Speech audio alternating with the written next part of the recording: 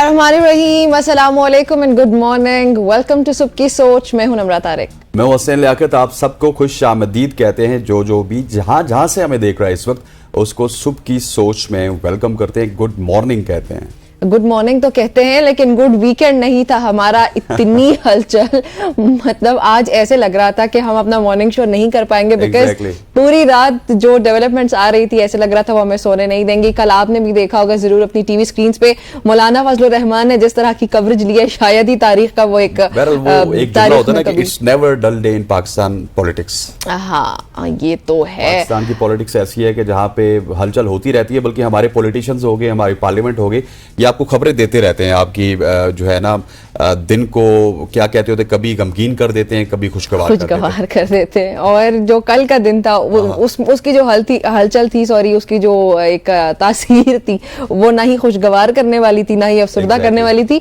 वो सस्पेंस था और वो ऐसा सस्पेंस था जो बल्कि वो सस्पेंस खत्म नहीं हुआ। मजे की बात है आज भी नाजरीन 12:30 बजे का टाइम दिया गया कौमी असेंबली के इजलास के लिए। अब यहाँ पे एक बार सरप्राइज है क्या, इसको थोड़ा सा इलैबोरेट तो करें। इसको इलैबोरेट ये करते हैं जी कि आईनी तरमीम होने जा रही है। जुडिशल पैकेज का जो शोर शराबा शोर और गुल बहुत दिनों से जारी था, अब उसके लिए ये किया जा रहा है कि वो टेबल होने के बाद अब वो पास हो जाए और आईनी तरमीम करने में एक बार फिर से हमारी हुकूमत कामयाब हो जाए। और आईनी तरमीम का जो मुसव्वदा है, मजे की बात है, वो अभी तक पेश नहीं हो पाया। अख्तर मेंगल साहब को सुना ये है कि राबता किया गया वजीर आजम की जानिब से, तो उन्होंने कहा कम से कम मुझे आप मुसव्वदा तो भेज दे। उसके बाद फिर अगर मौलाना फजलुर रहमान की बात की जाए तो उन्होंने भी कहा कि हमें मुसव्वदे में कोई इतनी खास मतलब जिस तरह से एक्सप्लेन करना चाहिए उस तरह से हमें पता नहीं है कि मुसव्वदे में क्या है। लेकिन बहुत सारी जो न्यूज़ के जराए उनके मुताबिक मुसव्वदे में क्या क्या किया जाने वाला है, उसमें क्या शिकें ऐसी हैं जो शामिल हैं तरमीम के हवाले से, उन पर बातचीत इस वक्त जारी है। बिल्कुल। और वो तो ऑब्वियस है कि एज बढ़ाना जजेस की सीधी बात है कि ये चाहते ये हैं कि जिस तरह बाकी सारा सिस्टम इनके कंट्रोल में है, इसी तरह से जुडिशरी भी इनके कंट्रोल में आ जाए। ये बैठ के फैसला कर लें कि कौन होगा चीफ जस्टिस, कौन होगा इस्लामाबाद हाई कोर्ट का चीफ जस्टिस। और मेरा ख्याल है कि कोई अदालतों के नाम भी तब्दील करने का आईनी अदालत जो है वो बनने जा रही है। So that is very very strange things that happens in Pakistan politics. लेकिन मीनवाइल ये तमाम तर चीजें हम आगे जाके डिस्कस करेंगे। लेकिन एक अच्छी खबर भी है, वो ये है कि पेट्रोल की कीमत 10 रुपए कम कर दी गई है और अब आपको पेट्रोल सस्ता मिलेगा। और मेरे लिए तो बहुत खुशी की खबर ये है कि नई कीमत 250 रुपए तक, कम से कम 2500 रुपए का आप 10 लीटर पेट्रोल को डलवा सकते हैं। कितनी कीमत हो गई जी? 250 हो गई। एग्जैक्टली 250 है। एग्जैक्टली 250 हो गई। मुझे प्लीज 150 वाला फिगर एक बार फिर से चाहिए। याद है आपको पाकिस्तान मुझे तो 66 वाला चाहिए जो डलवाते हैं, 66 वाला चाहिए। मुझे याद है, लेकिन मैं आपसे कह रही हूँ ना, एक बार पहले भी हमने प्रोग्राम में ये बात की थी कि प्लीज अभी 150 तक ले जाए ना, फिर हम लोग अगले की डिमांड में अभी 250 से 150 तक चलते हैं, फिर उसके बाद हम अगली बातचीत करना शुरू कर देंगे। लेकिन फिर भी खुश आइंद है भाई कि 10 रुपए जो है ना पेट्रोल की कीमत में कमी हुई है और इसका इत्तला कर दिया गया गालिबन रात से, और इतलाक होने के बाद कम होती रहे, है ना, कम होती रहे, एटलीस्ट 150 तक आ जाए। 68 वाला आपका कौन सा फिगर है? मेरा है 66 वाला। 66, दैट्स मियां साहब के। हाँ मियां साहब अच्छा मेरे जहन में 150 वाला है, so I will go for 150। Okay हो गया जी, आगे बढ़ चलें जी, आगे बढ़ते हैं। हम बड़ी ही डिटेल में बातचीत करेंगे क्या हुआ कल और आज क्या होने जा रहा है उस पर। लेकिन हमारे पास कुछ शॉर्ट स्टोरीज हैं, पहले आपके साथ वो शेयर करते हैं। ड्राइविंग लाइसेंस जो है ऑब्वियसली एक बहुत जरूरी चीज है। आपको पता है कि उसके लिए दुनिया पाकिस्तान नहीं पाकिस्तान में आपको पता है पुलिस टॉर्च लेके जरूर आती है। भाईजान क्या नाम है, क्या काम करते हैं, लाइसेंस दीजिएगा अपना। अच्छा CNIC दे दें तो पाकिस्तानी पुलिस भी लाइसेंस जरूर मांगती है। ड्राइविंग लाइसेंस के लिए फीस में इजाफा हुआ। वैसे हमारी पुलिस तो वो जब टॉर्च लेके आती है ना बड़े मशकूक अंदाज में, ऐसे लगता है पता नहीं क्या स्कैन करने लगे। उसमें भी अगर आप गलत हो तो एक फीस लगती है। हाँ फीस लगती है, आप फीस अदा ये आपका टैलेंट है कि आप पुलिस को कहाँ पे राजी कर लेते हैं। बिल्कुल ऐसा ही है। लेकिन फिलहाल जो है ड्राइविंग लाइसेंस के लिए नाजरीन फीस में इजाफा कर दिया गया। पंजाब हुकूमत ने लाहौर समेत तमाम शहरों में ड्राइविंग लाइसेंस जो है उसके लिए फीस के जो एक स्ट्रक्चर था, एक जो ढांचा था, झांटा कहने लगी थी मैं ढांचा था, उस पर नजरसानी की और फिर इजाफा किया गया है इसमें।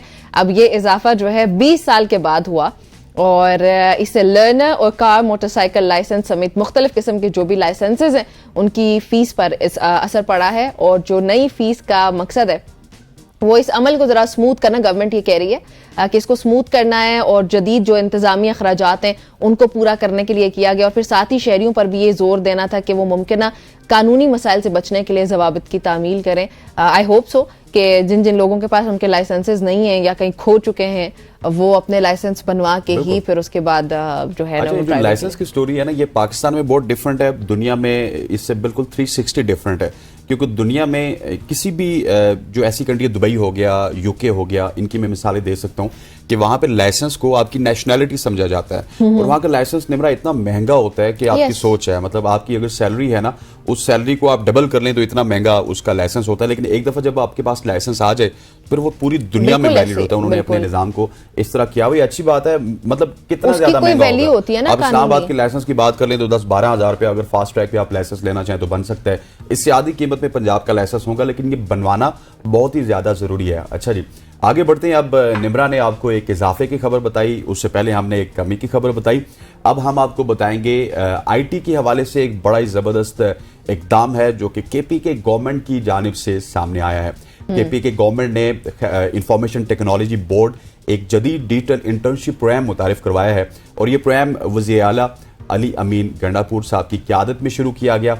और इसका मकसद ये है कि जो नौजवान ग्रेजुएट्स होते हैं उनको जो डिफरेंट आपकी आईटी की सनतें हैं उसके हवाले से उनकी महारतों को लैस करना है, उनकी मुलाजमतों में जो सलाहियत है, जो आईटी के हवाले से जिसमें कमी है, उस सलाहियत को उबारना है। और गूगल और टेक वैली के साथ ताउन का एक और अहम ये कदम है। इस शराकतदारी से होगा क्या निमरा कि 5000 जो स्टूडेंट्स हैं उनको, खैबर पख्तूनख्वा के नौजवानों को डिजिटल महारतों की स्कॉलरशिप्स फराम की जाएगी गवर्नमेंट की जानिब से। That is very good.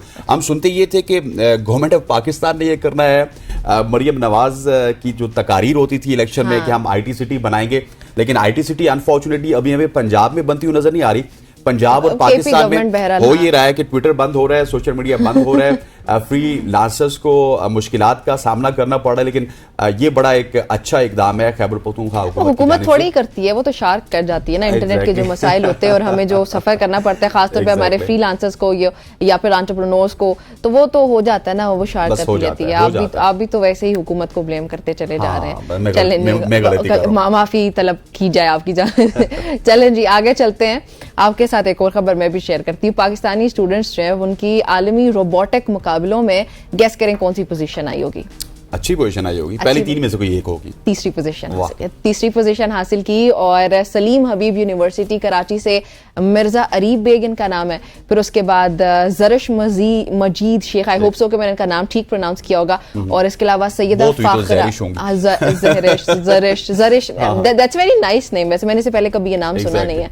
और उसके अलावा सैयदा फाखरा जलाल को टोक्यो में रीजन 10 रोबोटिक्स मुकाबलों में तीसरी पोजीशन इन्होंने ये हासिल की है। और इनका जदीद प्रोजेक्ट जो है वो उन्होंने जो है वो उनका ये जो रोबोटिक प्रोग्राम है और इसकी वजह से इन्होंने ये मुकाबला जीता। आलमी सतह पर भी पाकिस्तानी जो स्टूडेंट्स हैं उनकी सलाहियतों को और उनकी ऑब्वियसली इंटेलिजेंस को ये जाहिर करता है कि हमारे स्टूडेंट्स किसी से कम नहीं है और किसी से पीछे नहीं है। बिल्कुल ऐसी है, और शुभ की सोच में हम इस तरह की बहुत सारी स्टोरी शामिल करते हैं जहां पे पाकिस्तानी स्टूडेंट्स, पाकिस्तानी खिलाड़ी पूरी दुनिया में हमारा नाम रोशन कर रहे हैं। और इस सेगमेंट का भी मकसद ये है कि जो पॉजिटिविटी है पाकिस्तानी माशरे में उसको पूरी दुनिया तक पहुंचाना हमारा काम है, और वो हम पहुंचा रहे हैं। क्योंकि हमारे यहाँ होता ये है कि हम सिर्फ नेगेटिव्स की तरफ ही जाते हैं, और इस पहले सेगमेंट को ना हम पॉजिटिव्स में ही कभी कभार हमारी कोशिश यही होती है कि होता ये है कि कभी खबर ही नहीं होती, सर आप कह रही हैं। हाँ, खबर इतनी बुरी होती है, सही बात है। तो वो हमें मजबूरन करना पड़ता है, लेकिन हमारी कोशिश नाजरीन बहरहाल ये होती है कि जो कुछ अच्छा हो रहा है हुकूमत की तरफ से हो रहा है या हमारे इनफरादी तौर पे हमारी किसी शख्सियत की तरफ से कुछ भी हो रहा है तो हम आपके साथ जरूर शेयर किया। बिल्कुल ऐसी है जी। आगे बढ़ते हैं, अब पाकिस्तान क्रिकेट बोर्ड की बात करेंगे। पाकिस्तान क्रिकेट बोर्ड ने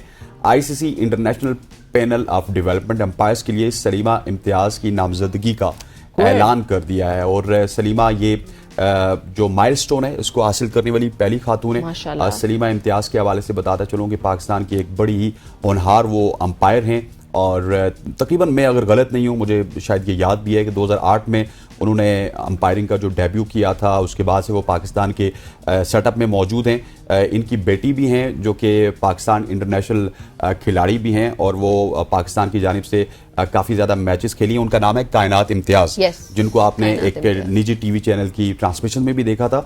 और 16 सितंबर को मुल्तान में पाकिस्तान जनूबी अफ्रीका खवातीन की T20I सीरीज में नासिर हुसैन, हुमैरा फरूख और मोहम्मद जावेद मलिक के साथ एम्पायरिंग करेंगी जी Saleema Imtiaz. Good luck to you Saleema. और वंस अगेन वो जो आप मेरे पे इतराज करती है ना, वुमेन एम्पावरमेंट, आप बहुत ज्यादा बात करते हैं एम्पावरमेंट के हवाले से। इतराज नहीं मतलब कि आप कहती हैं कि आप हाईलाइट बहुत ज्यादा करते हैं, तो आप पीसीबी भी उसी तरफ जा रहे हैं। और सलीमा इम्तियाज की ये जो कारकर्दगी है इसको ये तो अच्छी बात है ना, सराहना चाहिए। हमारी ख्वातीन हमारे मुआशरे का सबसे कीमती असासा है, हमारी मुआशरे की खूबसूरती है। एग्जैक्टली। एक तो वो 16 साल से एम्पायरिंग कर रही हैं, अब आईसीसी पैनल में वो शामिल होके मैच को सुपरवाइज करेंगी। That is very very good. PCB के अच्छा इकदाम है। आज कम से कम हमें नकवी साहब को और पीसीबी को अप्रिशिएट करना चाहिए। कर दे एक बार फिर से अप्रिशिएशन फॉर मोहसिन नकवी साहब एंड पीसीबी जी। ये सेव कर लें जरा, ये भी सेव कर लें कि कम से कम हमने अच्छी बात की है। अच्छी बात है, वेल डन जी। चलें जी, पाकिस्तान की पहली मकामी तौर पर तैयार करदा इलेक्ट्रिक कार दिसंबर में मार्केट में आएगी। और ये जो पेशरफ्त है, हफ्ते के रोज वजीर आजम शहबाज शरीफ की ज़ेर सदारत इलेक्ट्रिक व्हीकल के इस्तेमाल से इसके हवाले से एक जो इजलास था उसके दौरान सामने आई। हुकूमती बयान के मुताबिक इजलास के दौरान ये बताया गया कि 2022 से लेकर अब तक 2 और 3 पहियों वाली इलेक्ट्रिक गाड़ियों की मकामी पैदावार के लिए 49 लाइसेंसेस जो हैं वो जारी किए जा चुके हैं, जिनमें से 25 फैक्ट्रीज ने पहले ही इन गाड़ियों की तैयारी शुरू कर दी है। सो जो बयान है गवर्नमेंट की तरफ से, उसमें मजीद ये भी बताया गया कि 4 पहियों वाली इलेक्ट्रिक व्हीकल की मकामी जो पैदावार है, अगर लोकली उसकी प्रोडक्शन की बात की जाए तो उसके लिए पहला लाइसेंस सितंबर 2024 में जारी किया गया था और पहली इलेक्ट्रिक कार रवां साल दिसंबर में मार्केट में आने लगी है। Are you excited? मैं एक्साइटेड बहुत हूं, लेकिन मेरा एक बचगाना सवाल है आपसे। क्या मासूमाना हो सवाल? नहीं, मैं बचगाना करूंगा। Okay, please, I hope so कि मेरे पास उसका जवाब हो।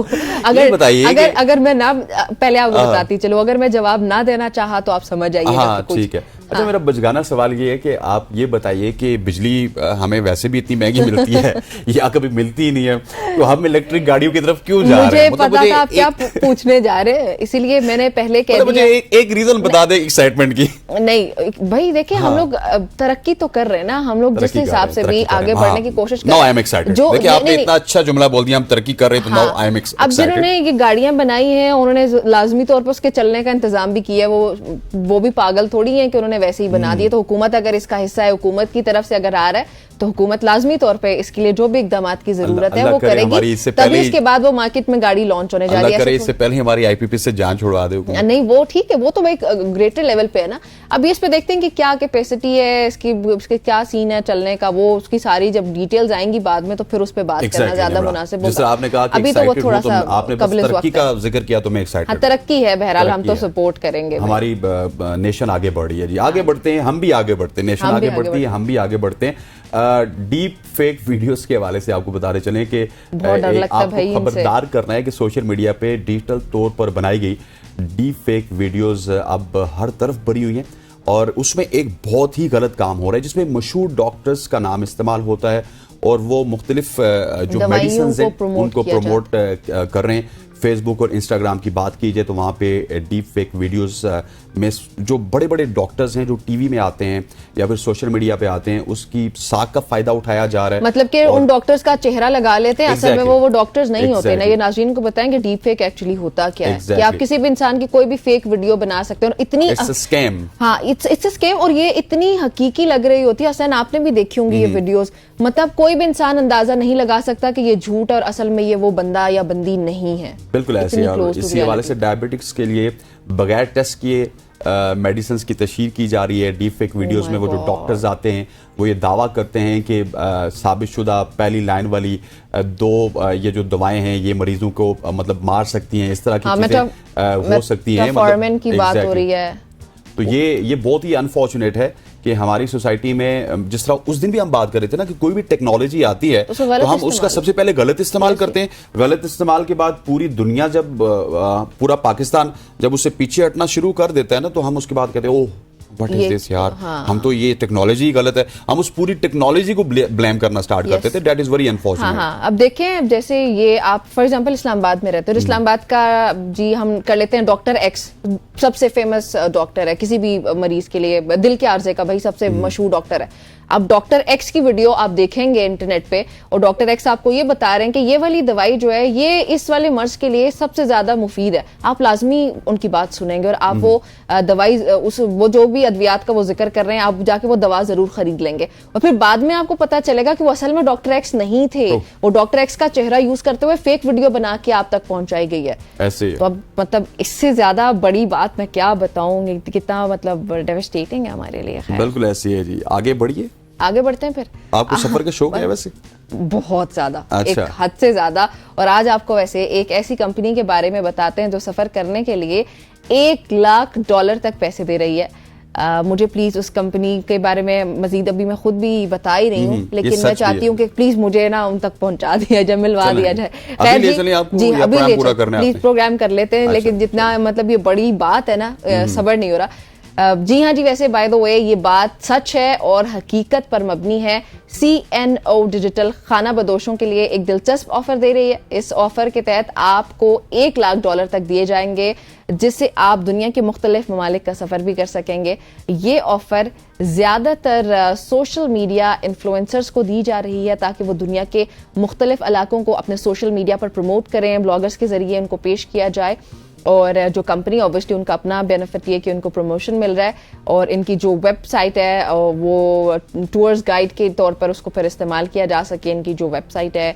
और फिर ये तो उनके कंपनी के लिए भी बड़ा ये मैंने देखा है कि जितनी भी फ्री ऑफर्स होती है ना वो सोशल मीडिया एक्टिविस्ट्स के लिए होती हैं। वो वहाँ पे जाते हैं, उनके प्रमोट करते हैं, उनके लिए ब्लॉग्स बनाते हैं, वीडियोस बनाते हैं और उसकी जब तशहीर होती है तो अल्टीमेटली इनको $1 लाख तो मिलेगा, लेकिन क्या पता उधर से $10 लाख आ जाए या इस तरह की चीजें आ जाए। बिल्कुल ऐसा ही है और ये बहुत बड़ी ऑफर है और इन्फ्लुएंसर्स वगैरह के ये तो थोड़े मजे हो जाते हैं। बिल्कुल ऐसे।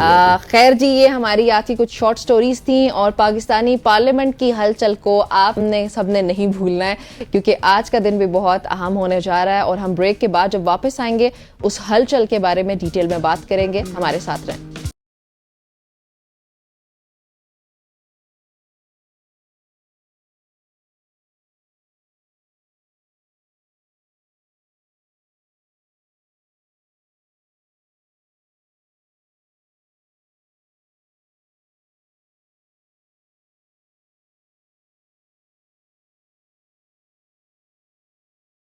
Welcome back to show. अब हम बात करेंगे आईनी तरमीम के मामले पर, जहां पे वफाकी काबीना और कौमी असम्बली के इजलास में कई घंटे ताखीर हुई है और कौमी असम्बली का इजलास गुज़श्ता रोज़ शाम 4 बजे होना था, मगर फिर रात 8 बजे मौखर किया गया और आखिरकार रात 11 बजे शुरू हुआ, फिर आज दोपहर 12:30 बजे तक मुलतवी कर दिया गया। वफाकी काबीना का इजलास भी गुज़श्ता रोज़ दिन 11 बजे तलब किया गया था, मगर शाम 5 बजे तक शुरू ना हो सका और आज पीर तक मौखर कर दिया गया। और सेनेट के इजलास की अगर बात की जाए तो 4 बजे के बजाय 10 बजे तक मौखर कर दिया गया और फिर दोपहर 12:30 बजे तक मुलतवी कर दिया गया। आज 12:30 बजे हम लोग एक्सपेक्ट ये कर रहे हैं कि ये हो जाए। और वजीर दिफा ख्वाजा आसिफ जो है बाय द वे वो ये कह रहे हैं कि इजलास की ताखीर की वजह नंबर्स पूरा ना होना है। हुकूमती जमात ने तमाम अरकान को इजलास में हाजिरी को यकीनी बनाने की हिदायत की है। अब अच्छा, थोड़ा सा मैं आपको अपडेट करती चलूं, थोड़ा सा बताऊं कि असल में ये होने क्या जा रहा है। जो मुसव्वदा है उसके मुताबिक कुछ शिकें जो हैं या कुछ ऐसी तजावीज़ जो पेश की जाने वाली हैं वो अभी तक मीडिया को मौसूल हैं। उसके मुताबिक सबसे पहले तो आर्टिकल 63A में तरमीम जो है उसकी तजवीज़ है। अब नई तरमीम के मुताबिक 63A का आर्टिकल जो है उसको आपको पता होगा कि पार्लिमानी हिदायत के खिलाफ अगर कोई वोट करता है तो उसके खिलाफ कार्रवाई होती थी। तो यहाँ पे फिर ये होगा कि पार्लिमानी पार्टी हिदायत के खिलाफ वोट देने वाला असम्बली रुकनियत तो खो देगा मगर उसका वोट शुमार किया जाएगा। बहुत अजीब, ठीक हो गया। अच्छा, उसके बाद दूसरी आर्टिकल 17 से मुतालिक है, उसके जरिए सुप्रीम कोर्ट की जगह वफाकी आईनी अदालत शामिल करने की तजवीज है वो भी शामिल है।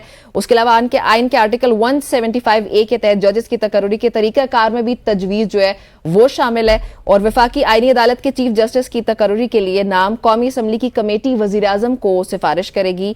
और इसके मुताबिक जो दस्तावेज है उसके मुताबिक कौमी असम्बली की कमेटी 3 सीनियर जजेस से में से चीफ जस्टिस का इंतखाब करेगी, लेकिन वफाकी आईनी अदालत के पहले चीफ जस्टिस की तकर्री सदर पाकिस्तान वजीर आजम की तजवीज़ पर करेंगे, जबकि वफाकी आईनी अदालत की जो पहले जजेस की तकर्री सदर मुमलिकत पहले चीफ जस्टिस की मुशावरत से करेंगे। आप कुछ ऐड करना पूरी डिटेल बताई है, तो मैं समझता हूँ कि आप इस डिटेल के ऊपर बात करने के लिए हमारे साथ मौजूद है ब्यूरो चीफ इस्लामाबाद खालिद जमील साहब, और साथ ही जहांगीर जदून साहब ने हमें ज्वाइन किया। सबसे पहले मैं चाहता हूं कि जहांगीर जदून साहब के पास जाया जाए। जहांगीर साहब, ये आईनी तरमीम के हवाले से एक नई हलचल आपको नजर आ रही है, क्या आप समझते हैं कि ये आईनी तरमीम हो सकती है? सबसे पहला सवाल ये है, उसके बाद कोर्ट्स का रद्द अमल इसके हवाले से क्या होगा?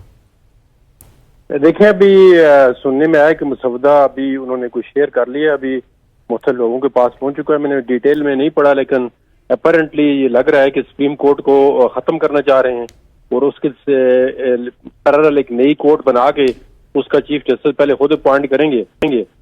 तो ये तो सुप्रीम कोर्ट में हर में सुप्रीम कोर्ट को खत्म नहीं होने देगी, और ये आनी तरमीम अभी लोगों के पास जाएगी, जो स्टेक होल्डर हैं या अपोजिशन पार्टी के पास। तो इस पे हर एक आर्टिकल पे बहस होनी चाहिए। तो अगर जो अच्छी तरमीम है, कोई जुडिशियल रिफॉर्म्स की हैं, तो उसको एक्सेप्ट करना चाहिए। और जो अगर लेकिन जहांगीर साहब, माजरत के साथ हमने तो कहीं पे कोई बहस देखी नहीं है। जो सेनेटर्स है उनको भी कह दिया गया कि आप लॉजेस चले रहे। पहले तो मुसवदा ही नहीं दे रहे थे ना, तो आज मुसवदा मेरे ख्याल में जो अमेंडेड ड्राफ्ट है वो तकरीबन लोगों को शेयर हो चुका है, शायद आपको भी मिल गया होगा। तो उसमें तो बहुत ज्यादा अमेंडमेंट है, उन्होंने पूरे कॉन्स्टिट्यूशन का जो स्ट्रक्चर है वो चेंज कर दिया है। तो अब कॉन्स्टिट्यूशन का स्ट्रक्चर जो है वो अब चेंज होगा, इस पे क्या असरात पड़ेंगे? ये भी सिंपल काम नहीं है कि 2-3 अमेंडमेंट कर रहे हैं, वो जी बहुत बड़ी अमेंडमेंट्स है। मेरे हिसाब से तो 54 के करीब तो सिर्फ तजावीज शामिल है इसमें। खालिद जमील साहब, ये इतनी सारी तजावीज के साथ जब आप इतने बड़े लेवल पे आईनी तरमीम जब करने जा रहे हैं, तो आप सिर्फ नंबर्स पूरा कर रहे हैं, कहीं पे बहस होते हुए तो हमें नजर नहीं आई, इन पे मशवरा मुशावरत होते हुए नजर नहीं आ रही। वो बंद दरवाजों के पीछे वाली मीटिंग्स तो नंबर्स के लिए हैं। देखें, जब 18वीं तरमीम की जा रही थी और उस वक्त तमाम सियासी जमातों में मिसाक जमहूरियत हो चुका था, और उसके बाद ये जमातें जो है कि आइन के अंदर से वो तमाम शिकें जो है उनकी सफाई की जा रही थी, जो मार्शल लॉ दौर के अंदर या फौजी आमरीतियों के दौर के अंदर आइन के अंदर उनमें शामिल किया गया था।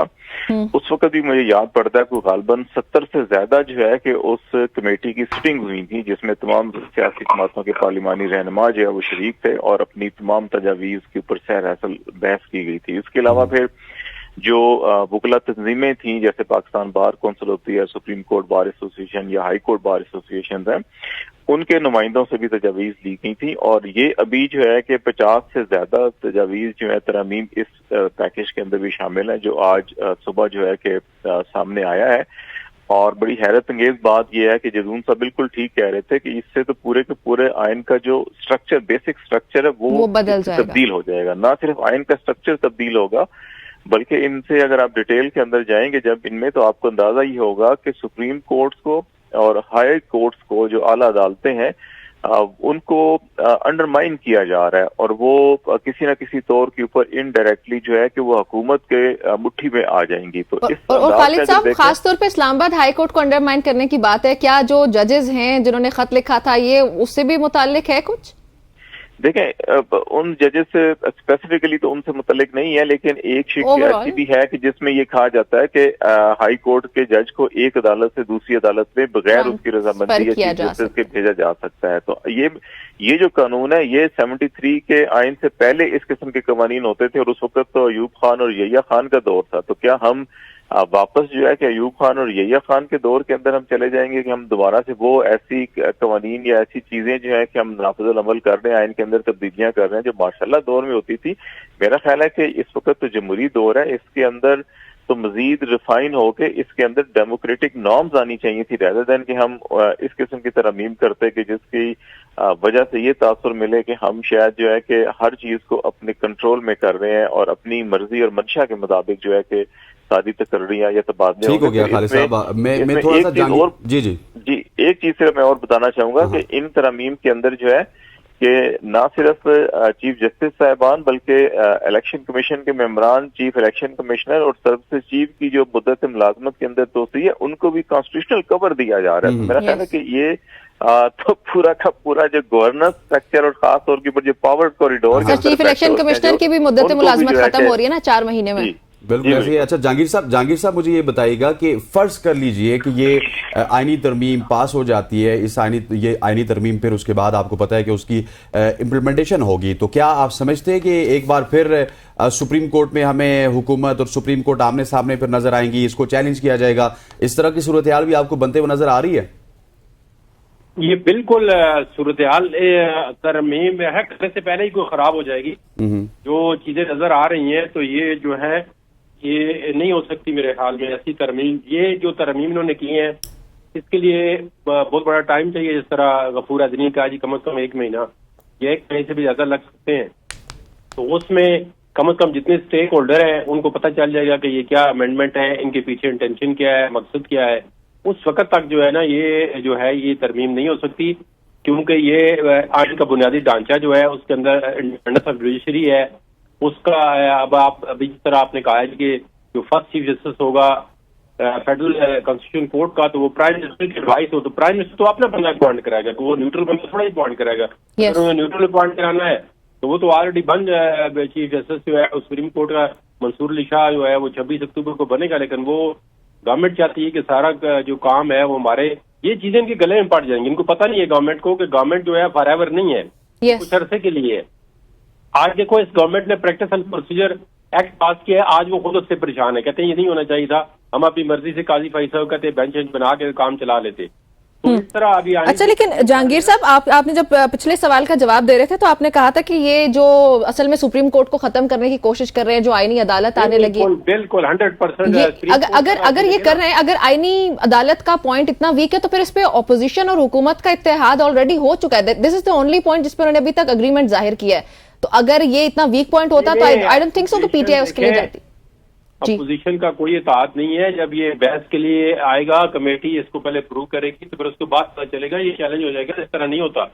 अगर आप अपोजिशन का छोड़ के जिसका मर्जी इत्तेहाद कर लें वो भी इत्तेहाद हो जाए, तो अगर आपका आइन का जो स्ट्रक्चर है उसको चेंज कर रहे हैं और जो इंडिपेंडेंस जुडिशरी है उस पर कदगन लगा रहे हैं और जस्टिस की आजादी जो है वो सल्ब हो रही है, तो उसको स्ट्राइक डाउन कर देगी सुप्रीम कोर्ट। लेकिन जहांगीर साहब एक पॉइंट ऑफ व्यू तो ये भी है ना कि आइन बनाना सियासतदानों का काम है, पार्लियामेंट का काम है। वो यहाँ पे भी आके अपना आर्गूमेंट तो पास करेंगे कि आइन हमेशा से हमने बनाया है, अब हम अगर इसमें कोई तरमीम करना चाहते तो आपको क्या प्रॉब्लम है? नहीं, आइन बनाना बिल्कुल पार्लियामेंट का काम है, लेकिन 3 फंडामेंटल जो आइन के हैं उस पे आइन जो है जो बनेगा तो वो आइन का जो भी शेक होगी या कानून होगा वो स्ट्राइक डाउन हो जाएगा। उसकी करती है चेक एंड बैलेंस। नंबर 1, अगर कोई ऐसी आईनी तरमीम जो फंडामेंटल राइट के अगेंस्ट होगी वो सस्टेन नहीं कर सकती। नंबर 2, अगर ऐसी आईनी तरमीम जो रजिस्ट्री की आजादी पे कदम लगाएगी वो सस्टेन नहीं कर सकती। और नंबर 3 जो है ऐसी आईनी तरमीम या कानून बनाया जाए जो इस्लामिक प्रोविजन को डिस्टर्ब कर दे, उन पे कदम लगा दे, वो भी नहीं अमेंडमेंट कर सकती। तो पार्लियामेंट कहते जी कि जितने बंदे उनकी एज जो है 70-80 साल कर दो तो वो कर सकती है, नहीं, को रीजनेबिलिटी देनी पड़ती है, कोई लॉजिक देना पड़ता है। जो कॉन्स्टिट्यूशन है, जो उसका फंडामेंटल स्ट्रक्चर है, उसको डिस्टर्ब नहीं कर सकती पार्लियामेंट, चाहे जितने मर्जी है पार्लियामेंट स्ट्रांग हो जाए। यहाँ पे जो कॉन्स्टिट्यूशन बनता है तो उसके अंदर जो है चेक एंड बैलेंस होती है कि एक अदारे की पावर को दूसरे अदारे में इंटरफेयर नहीं कर सकती। तो अगर ये काम हो जाए तो फिर तो यहाँ पे जो है देखिए मार्शल लॉ भी लगते हैं, तो वो आइन को सस्पेंड करते हैं तो फिर आइन को बहाल किया जाता है। आप पाकिस्तान की हिस्ट्री में देखें कितने मार्शल लॉ लगे हैं, अगर जिस आइन को तरमीम करके उसको असली सूरत में बहाल किया गया है। तो अभी तो आइन मुकम्मल तौर पे इम्प्लीमेंट ही नहीं हो रहा, तो इसका हुलिया अगर आप बिगाड़ देंगे तो मेरे ख्याल में तो पीपल्स पार्टी को भी इसका साथ ठीक हो गया। खालिद साहब मुझे ये बताइएगा कि आर्टिकल 209 के तहत सदर फिर चीफ जस्टिस को हटा भी सकते हैं, और ये सारी अमेंडमेंट करने की जरूरत मेरे ख्याल इस वजह से भी पेश आई कि एक तरफ एक वन वे ट्रैफिक थी और सिर्फ हमें सुप्रीम कोर्ट से रिलीफ मिलता हुआ नजर आता था। अपोजिशन की बात की जाए, तहरीक इंसाफ की बात की जाए, तो मेरा ख्याल है कि उसको भी फिर जो है ना अपने मातहत करने की कोशिश की जा रही है। देखिए, ये जहांगीर जदून साहब ज्यादा बेहतर रहनुमाई कर सकते हैं, लेकिन मैं जो इसको समझा हूं अभी तक उसमें तो मेरे ख्याल के मुताबिक तो हम वापस जो है कि शायद ज़िया-उल-हक के या जनरल मुशर्रफ के दौर में वापस जा रहे हैं या जनरल अयूब खान के दौर में। इस किस्म की तरमीम अमूमन जो है कि उस जमाने में शरीफुद्दीन पीरज़ादा साहब हुआ करते थे जो एडवाइस किया करते थे अमूमन फौजी मार्शल लॉ को और अमरीत को। खालिद साहब, आप सिर्फ सीनियरिटी वाले पॉइंट को देख लेना, सीनियरिटी वाला पॉइंट भी तो कुछ साल पहले उसी तरह था जिस तरह अभी ये करने जा रहे हैं, तो सबक फिर भी शायद हमने सीखा नहीं।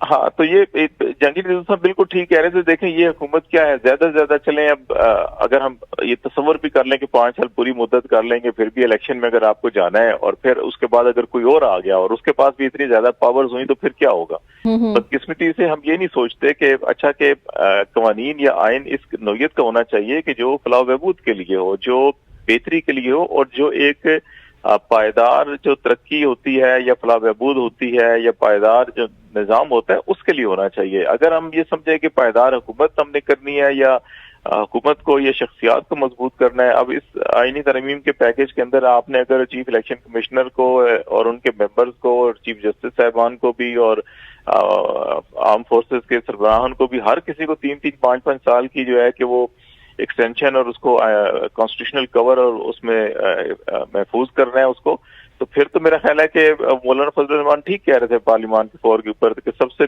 सुप्रीम तो पार्लियामान है, तो पार्लियामान को भी 5 साल एक्सटेंशन दे दे, क्या जरूरत है कि 5 हाँ, साल बिल्कुल ऐसा था। गफूर हैदरी साहब, खालिद जमील साहब, उन्होंने ये कहा कि हम लोगों को इस पे भी वक्त चाहिए, हम चाहते हैं कि इसे मुशावरत करें, हमें बहुत सारी चीजें भी हमारे सामने क्लैरिफाई नहीं किया गया उनको। तो गवर्नमेंट पर इतनी कॉन्फिडेंट कैसी थी? किसी भी हुकूमती अरकान के आप गुज़िश्ता 4-5 रोज के इंटरव्यूज देखे, उन्होंने कहा हम पेश करने जा रहे हैं संडे को, भाई वो सब कुछ क्लियर हो जाएगा। तो हुकूमत किस तरह से इतनी कॉन्फिडेंट थी? क्या वो ये समझ रहे थे कि एस्टेब्लिशमेंट का साथ है इसलिए we can achieve whatever we want to achieve, या फिर ये पार्ट ऑफ द प्लान, ये गवर्नमेंट के लिए सरप्राइज था या असल में प्लान यही था?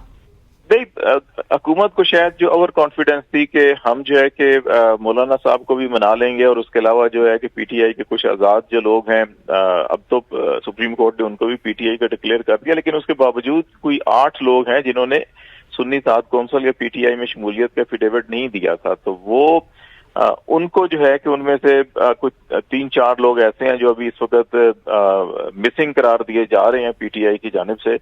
तो उनका ये ख्याल था कि अगर 8 वोट हमें नेशनल असेंबली में जेयूआई के और 5 वोट सेनेट में मिल जाते हैं, तो फिर हम अगर ये जो 3 नेशनल असेंबली के 3-4 जो आजाद हैं और जो अभी कहीं ना कहीं हुकूमती जेर असर हैं, तो उनसे हम वोट दिलवा के, तो जो 63A में तरमीम की गई है कि जी कि आप जो अगर डिफेक्शन क्लॉज आती है कि अगर आप वोट दे देते हैं वोट शुमार होगा, लेकिन आप वोट शुमार होने के बाद नाअहल होंगे, तो इसीलिए किया गया था कि ताकि ये आईनी तरमीम हम उन अरकान से करवा लें, फिर उनको नाअहल अगर होते भी हैं तो दोबारा उनको टिकट दे के और इलेक्शन जितवाना फिर हुकूमत के लिए वो मसला नहीं होता जितनी इलेक्शन के अंदर। तो ये एक स्कीम बनी थी, लेकिन अभी तक जो है कि मौलाना साहब ने हाथ नहीं पकड़ाया और ना वो उनके साथ इन पूरे के पूरे, क्योंकि मौलाना साहब समझ रहे हैं कि ये जेयूआई वो जमात है जिसने जनरल बाजवा को भी जब कानून साजी के जरिए उसको एक्सटेंशन दी जा रही थी तो जेयूआई ने वोट नहीं दिया था, उस वक्त भी मुखालफत की थी।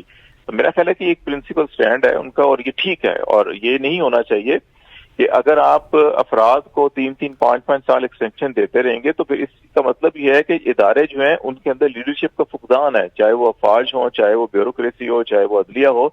अगर आपने वहां पर जो है कि 3 साल या 5 साल किसी को मजीद देने हैं, तो इसका मतलब तो यह है कि उनके बाद आने वाले लोग हैं वो अहल नहीं है, या इदारों के अंदर जो है कि जो लीडरशिप की जो चेंज है वो ठीक से नहीं हो रही है, कि उसके बाद लोग जो है कि हालात को नहीं संभाल पा रहे, तो आप एक बंदे को नागुज़ीर समझ के जो एक्सटेंशन दे रहे हैं। अमेरिका देखें, अमेरिका दुनिया के कितने मुल्कों के अंदर और 7 बरे आज़म के अंदर उसने टांगे फंसाई हुई हैं और हर जगह पे कहीं ना कहीं जंग लड़ रहा है वो, लेकिन इवन देन उनके जो सेंट्रल कमांड के चीफ है या उनके अफवाज के जो चीफ हैं वो अपने मुकर्रर वक्त के ऊपर रिटायर हो जाते हैं। वहां तो ये नहीं होता कि दुनिया भर में हमने जंग में कदम रखा हुआ है तो हम जो है कि एक्सटेंशन ले लें या एक्सटेंशन दे दें उनको। इसका मतलब ये है कि वहाँ पे ठीक हो गया। अच्छा खालिद साहब, हमारे पास थोड़ा वक्त कम, इसलिए मैं चाहती हूँ जहांगीर साहब से भी एक सवाल पूछ लूं। जहांगीर साहब, जो नंबर गेम है प्लीज वो मैं अंडरस्टैंड करना चाह रही हूँ, मुझे अगर आप कुछ अल्फाज में एक्सप्लेन कर सकें। कौमी असेंबली में भी और सेनेट में भी अगर JUIF साथ आ भी जाती है, उसके बाद भी आई होप सो कि कुछ नंबर्स की कमी है हुकूमत के पास, तो हुकूमत 3 की कमी है पर्टिकुलरली, तो हुकूमत कैसे पूरा कर पाएगी? आप इस नंबर गेम को कैसे देखते हैं? अब मेरे ख्याल में जो अपेरेंटली भाई मैं इसको स्टडी कर रहा हूँ आर्टिकल बाय आर्टिकल जी, ये जो आर्टिकल अभी जो ड्राफ्ट अमेंडेड ड्राफ्ट आया है इसके बाद मेरे नहीं ख्याल कि अब ये अमेंडमेंट जो है इस तरह स्मूथली पास हो सकेंगी। हालात का पता नहीं चलता, लेकिन जो मेरी सेंस है, जो मेरा ओपिनियन है वो ये है कि अब मुश्किल हो गया है इन अमेंडमेंट को पास करना सारी को। अच्छा जहांगीर साहब, जब अमेंडमेंट पास होती है ना, मुझे एक बात याद आ गई कि मियां नवाज शरीफ साहब का जो स्टांस था बाजवा साहब के खिलाफ, वो कितना हार्ड था, लेकिन उन्होंने भी बाजवा साहब की एक्सटेंशन में उनको वोट दिया था। आपका बहुत बहुत शुक्रिया। जहांगीर जंदूद साहब हमारे साथ मौजूद थे, खालिद जमील साहब हमारे साथ मौजूद रहेंगे। यहाँ पर वक्त हुआ चाहता है एक शॉर्ट सी कमर्शियल ब्रेक का, ब्रेक लेते हैं, वापस आते हैं। स्टे विद अस।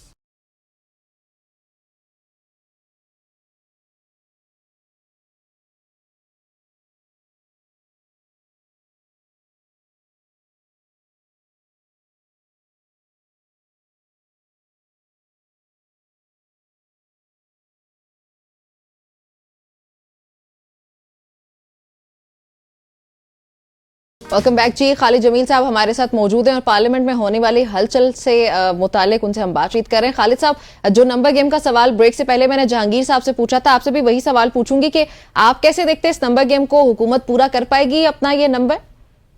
नहीं, मेरा नहीं ख्याल कि अगर पूरा कर होते या कर पाते तो अब तक तो ये कॉन्स्टिट्यूशनल पैकेज जो है कि ये मंजूर हो चुका होता, क्योंकि 4 मई को वजीर कानून ने जुडिशल कमीशन ऑफ पाकिस्तान की मीटिंग में ये कहा था कि हम आईनी तरमीम का पैकेज ला रहे हैं और जो सुप्रीम कोर्ट में रूल्स में तरमीम तजवीज की गई हैं, इनमें से बेशतर चीजें जो है कि उस पैकेज में एड्रेस हो जाएगा। तो इसलिए इस इजलास को फिल वक्त मुलतवी कर दिया जाए। तो 4 मई को इजलास मुलतवी हुआ था और 4 मई के बाद जो है कि अभी हम जो है कि आज 16 सितंबर है, तो आप देख लें कि ये 4-5 महीने जो है कि वो गुजर चुके हैं, लेकिन अभी तक हुकूमत जो है कि आज जाके ये ड्राफ्ट सामने आया है, वो भी उस वक्त जब JUI की जानिब से और इवन हुकूमत की अपनी इत्तेहादी जमातों की जानिब से बार बार ये डिमांड की गई कि एटलीस्ट ड्राफ्ट तो सामने लाया जाए कि क्या तरमीम की जा रही है। और अब जिस किस्म की ये तरमीम है, मेरा नहीं ख्याल कि इसमें जो है कि JUI मनोवन इसको तस्लीम कर लेगी और इसको जो है कि इसके ऊपर वोट दे देगी। JUI ने तो उस वक्त भी जब तमाम की तमाम सियासी जमातें PTI, पीपल्स पार्टी, MQM, बाप और नून लीग सब ने मिलकर जनरल बाजवा को एक्सटेंशन दी थी, JUI ने उस वक्त भी वोट नहीं दिया था। तो आज इन हालात के अंदर जब जो है कि पाकिस्तान के हालात ज्यादा खराब हैं, सियासी अदम इस्तेकाम उस वक्त से बहुत ज्यादा है, माशी जो खराबी है वो उस वक्त से बहुत ज्यादा है, तो ऐसे हालात के अंदर जो है कि कैसे JUI या बाकी लोग जो है कि वो ये मान जाएंगे। और फिर जो है कि इन तरमीम को देखने के बाद कोई एक आम सा सादा आदमी जो है वो भी समझ सकता है कि पूरे के पूरे आइन का हुलिया बिगाड़ कर जो है कि पाकिस्तान में जमहूरियत खत्म करके यहाँ पे एक शख्सी जो है कि वो एक आमराना टाइप की जो हुकूमत है उसको जो है कि हाथ मजबूत करने की कोशिश की जा रही है। इससे तो मेरा ख्याल है कि ना सिर्फ जमहूरियत का बल्कि जो जमहूरी हुकूमतें उनका भी गला घोंट दिया जाएगा। और ये अगेन जो है कि शख्सियात को पावर्स दी जा रही है, रेदर दर के इंस्टीट्यूशन को या कॉन्स्टिट्यूशन को एम्पावर किया जाए, वो नहीं किया जा रहा। तो इसलिए मेरा ख्याल है कि ठीक हो गया। जमील साहब आपकी तरफ वापस आते हैं। नवीद मलिक साहब ने हमें ज्वाइन किया है, सीनियर वकील भी हैं, माहिर कानून भी हैं। नवीद मलिक साहब, सबसे पहले तो आपको खुशामदीद कहते हैं। ये बताइएगा कि आईनी तरमीम एक लंबी चौड़ी आईनी तरमीम है और कुछ ऐसी मुजायका खेज इसमें शिके भी हैं कि 63A के तहत आप पहले तो नाअहल हो जाते थे, अब आप वोट दे सकते हैं, लेकिन रुकनीत आपकी खत्म हो जाएगी। मतलब जो आम आदमी को समझ नहीं आता उस तरह की शिके हमारी पार्लियामेंट बना रही है। ये क्या हो रहा है पार्लियामेंट में? हसैन भाई देखें सर, ये इस वक्त हम वैसे ही बड़ी सारी साजिश में खड़े हैं और उस वक्त जाके फिर पूरे आइन एक एक अदालतों के साथ छेड़छाड़ करना समझ कि ये मुनासिब है। देखें, हमें रिफॉर्म की जरूरत है, इस्लाहात की जरूरत है, लेकिन इस तरीके से नहीं। आप बिल्कुल पूरे नवीद साहब, आपकी ऑडियो का कुछ इशू आ रहा है। हम 1 मिनट में ये फिक्स करके आपके पास दोबारा आते हैं। जब तक खालिद जमील साहब से जो नवीद साहब बात कर रहे हैं कि जुडिशल रिफॉर्म्स की जरूरत हमें है, आप क्या समझते हैं क्या जुडिशल रिफॉर्म्स की असल में हमें जरूरत है? ये चलें, यही जो शिकायत इस वक्त उन्होंने पेश की, इसी में से कौन सी ऐसी जिसको आप भी सेकंड करते हैं?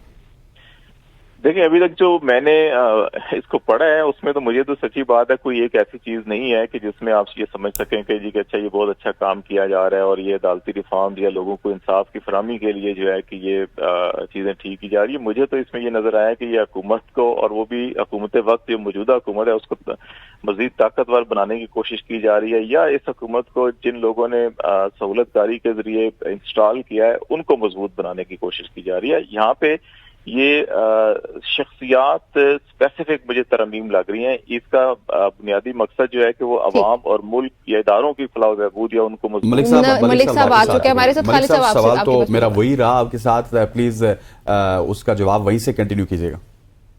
इस तरीके से जो आपने भी देखा होगा ऑलमोस्ट कोई 54 करीब ये अमेंडमेंट है जो की जा रही है, कुछ सामने आई है, कुछ सामने नहीं आई। लगा है कि कभी इजलास होना और आज तक 12:30 बजे तक मुलतवी कर दिया गया है। मलिक साहब की आवाज अभी भी नहीं आ रही। मलिक साहब आपकी ऑडियो को कोई प्रॉब्लम है, शायद आप ऐसी जगह पे हैं जहाँ पे सिग्नल नहीं है। फिर मैं जाऊंगा खालिद जमील साहब के पास। खालिद साहब, ये जो सवाल मैंने नवीद मलिक साहब से किया था 63A वाला, लिटरली जब मैंने इसको पढ़ा तो मुझे तो बड़ा एक महसूस हुआ कि इस तरह लग रहा है वो जिस तरह बचपन में बच्चे गली मोहल्ले में क्रिकेट नहीं खेलते थे कि मैं नहीं आउट हूं, अपने रूल बना के खेलते थे। गवर्नमेंट भी इसी तरह से अपने ही रूल बना लिए जो कि अकल भी उसको तस्लीम नहीं करती। देखिए, अगर आप पाकिस्तान पिनल कोड को पढ़ें तो उसके अंदर एक है शिक कत्ल और एक है इरादा कत्ल। इरादा कत्ल के अंदर उम्र कैद की सजा है और कत्ल अम्द जो है उसमें सजाए मौत है। अब अगर 63A में एक जुर्म ऐसा है कि जिसमें आप अपनी एक पार्टी डिसिप्लिन की खिलाफ वर्जी करके अपना ज़मीर बेच देते हैं, ठीक है। अब इसमें आप ये कह रहे हैं कि अच्छा ठीक है जी, आपको एक नजर आ रहा है कि एक बंदा जो है कि अपना ज़मीर बेचेगा तो उसको ज़मीर बेचने दें और फिर उसकी ज़मीर की जो कीमत है या उसके सम्राट है वो सारे वसूल करके फिर उसको नाहल करें। अब ये कहा जा रहा है जी, कानून हमेशा ये होता है कि किसी कानून में ऐसा डेटरेंस बनाया जाए कि कोई भी जो है गलत काम करने से 100 बार सोचे या गलत काम करने से उसको रोका जाए। अब अगर यही कानून ऐसे इसको जैसे 63A है इसको ऐसे ही कर दिया जाए, क्योंकि देखें आप जब किसी के अपनी पार्टी डिसिप्लिन की खिलाफ वर्जी करेंगे, आप अपने नुमाइंदे जो होते हैं जिनका आप वोटर है, जिनका नुमाइंदा मुंतखब होकर आए हैं, आपके पास भी अमानत है, उनकी राय है। और अगर आप 25 करोड़ अवाम को धोखा दे के कोई ऐसा काम करेंगे जिससे जो है कि मुल्क की और कौमों का जो मुस्तकबिल है वो दो पे लग सकता है, तो आप उसको क्यों ऐसा मौका दे रहे हैं? बिल्कुल वैसे ही कि जैसे अगर आप इरादा कत्ल करता है तो उसको भी आप सजा देते हैं। तो आप अगर ये जो शख्स है जो कौम का सौदा करने का सोच रहा है, जमीर फरोशी करने का सोच रहा है और उसको आप जो है कि कह रहे हैं कि नहीं जब तक वो जमीर बेचेगा नहीं और अमल नहीं करेगा उस वक्त तक हम सजा नहीं देंगे, तो फिर आप इरादा कत्ल की सजा भी खत्म कर दें। यानी अभी तो इसने इरादा किया, इम्प्लीमेंट तो किया नहीं इसने। तो इसलिए जो है कि जो कानून की स्पिरिट होती है वो देखनी होती है। और इसके अंदर जो है कि मेरा ख्याल है कि जो सुप्रीम कोर्ट ने तशरीह की थी, अगर से उस वक्त बहुत सारी सियासी जमातों ने जो PDM में शामिल थी उन्होंने उसकी नफी की थी और उसको रीराइट ऑफ द कॉन्स्टिट्यूशन कहा था।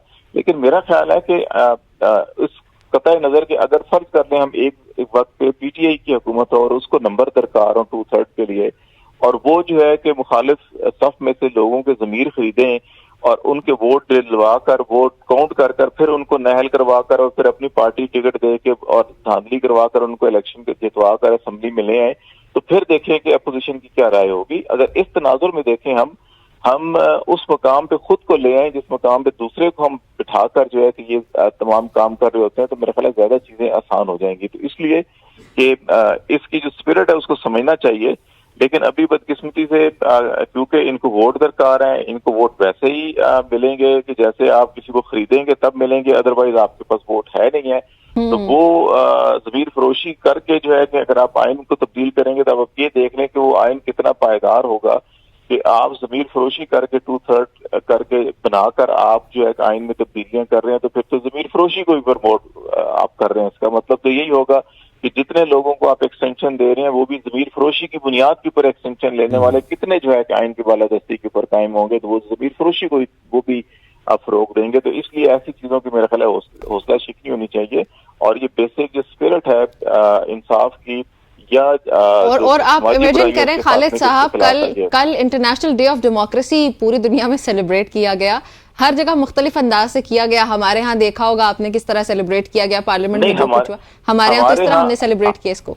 हमारे यहाँ बिल्कुल वैसा ही सेलिब्रेट किया गया जिस अंदाज की हमारे यहाँ जमहूरियत है। हमारे यहाँ जमहूरियत भी तो लूली लंगड़ी जमहूरियत। बिलावल साहब अंदर जा रहे हैं और वो कह रहे हैं happy democracy day to all of you. हमारे यहाँ जमहूरियत क्या है? हमारे यहाँ जमहूरियत जो है कि वो एक शख्सी ख्वाहिश की जो है किताबें हैं। हमारे यहाँ जमहूरियत जो है कि वो छड़ी किताबें हैं। हमारे यहाँ जमहूरियत जो है कि वो फर्द वाहिद जो है कि जो चाहता है कि वो होना चाहिए। आइन में तब्दीलियां भी वैसी हो जैसे फर्द वाहिद चाहता है कि मुल्क के अंदर निजाम भी वैसा हो जैसा फर्द वाहिद चाहता है और मुल्क के अंदर जो है कि हुकूमत भी वैसी हो जैसे फर्द वाहिद चाहता है। तो फिर जमहूरियत तो ना होगी ना। ये तो एक बदतरीन आमरीत है कि आपने सिर्फ एक फेस आके दिखा दिया कि अच्छा ठीक है हमने जी एक इलेक्शन करवाया था, उस इलेक्शन में भी जो 25 करोड़ आवाम की राय थी, उस राय के बरअक्स हमने जो है कि नताइज को बदल के और फिर कहा। अच्छा खालिद साहब, वो मुझे एक जमाना याद आ गया, पुराने वक्तों में होता ये था कि जब किसी बादशाह ने कोई काम करना होता था तो वो अपने कुछ सरदारों को या पूरी आवाम को ना सोने के सिक्के वो नछावर करता था। और अब ये एक तरफ से ये तरमीम वाला मसला हो गया, दूसरी तरफ से रात को 10 रुपए पेट्रोल सस्ता हो गया, तो वो भी आवाम को चुप करवाने की कोई मेरे ख्याल हुकूमत सोच रही है कि आवाम चुप ही रहे। बिल्कुल ऐसे ही तैमूर मलिक साहब ने भी हमें ज्वाइन किया, उनके पास चलते हैं और जानते हैं कि पाकिस्तान तहरीक इंसाफ का क्या मौकिफ है। तैमूर साहब अस्सलाम वालेकुम, welcome to the show. Taimur साहब बताइएगा ये सब क्या हो रहा है, कल क्या हुआ? आप लोग आईनी अदालत पे सुना है कि मुत्तफिक नजर आए, उसके अलावा आप लोगों के कुछ रिजर्वेशंस हैं, कैसे देखते हैं आप इन तमाम तर मामलात को और आपको क्या लग रहा है आज गवर्नमेंट पूरा कर पाएगी नंबर अपना? बिस्मिल्लाहिर्रहमानिर्रहीम जी, पहले तो मैं इसकी क्लैरिफिकेशन दूंगा। मेरी बैरिस्टर गौहर साहब से भी बात हुई। अच्छा, बिल्कुल जो खबर चल रही है कि हमने किसी कॉन्स्टिट्यूशनल कोर्ट के लिए हामी भरी है या हमने कोई अमेंडमेंट्स में चेंजेस प्रपोज किए हैं, ऐसा कुछ भी नहीं हुआ। ये सब फेक न्यूज है। आईनी अदालत पे मुत्तफिक नहीं हुए सब?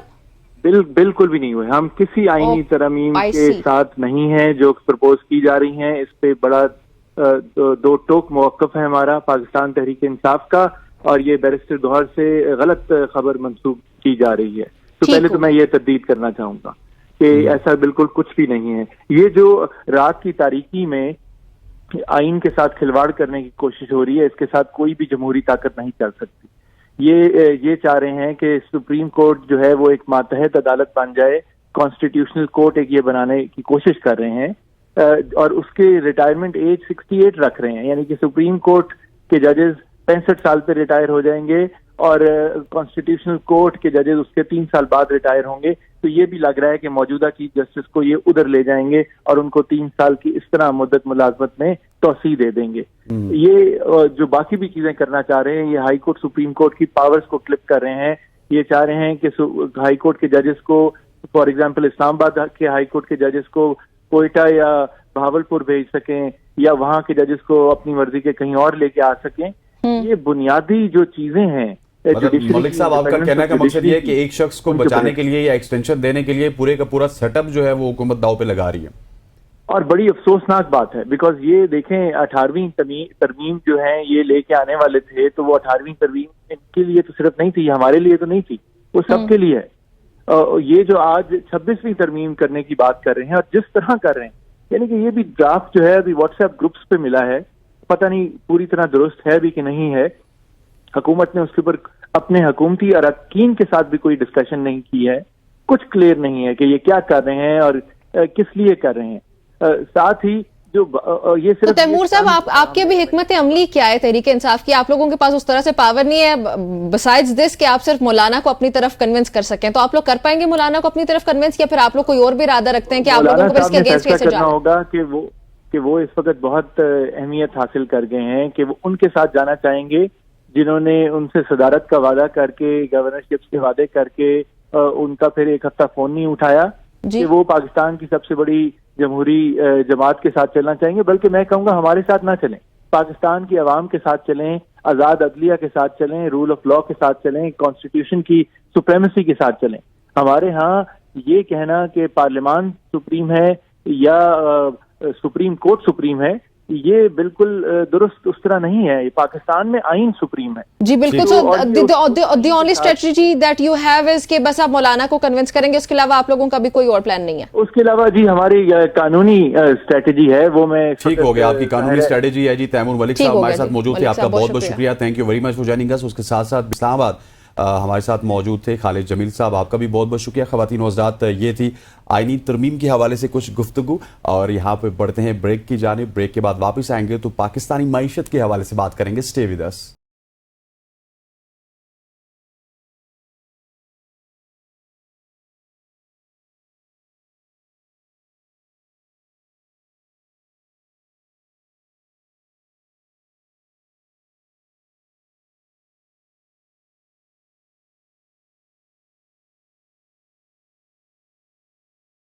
वेलकम बैक टू सुबह की सोच। अब हम बात करेंगे मुल्क की मईशत के हवाले से, और मईशत के लिए कुछ अच्छी खबरें हमारे पास मौजूद हैं। पाकिस्तान के डिफ़ॉल्ट का खतरा कम हो गया है क्योंकि स्टेट बैंक के ज़ेर मुबादला के ज़खायर सितंबर 2024 में $9.466 बिलियन तक पहुंच गए हैं, बैंकों की शरह सूद में 220 पॉइंट्स की कमी की गई, जो अप्रैल 2020 बड़ी कमी है और डॉलर की कीमत में इस्तेहकाम नजर आ बड़ी कमी है और डॉलर की कीमत में इस्तेहकाम नजर आ रहा है। ये कहना है बड़ी कमी है और डॉलर की कीमत में इस्तेहकाम नजर आ रहा है। तर्जुमान स्टेट बैंक का ये कहना है 200 बेस पॉइंट्स की जो है वो कमी की गई।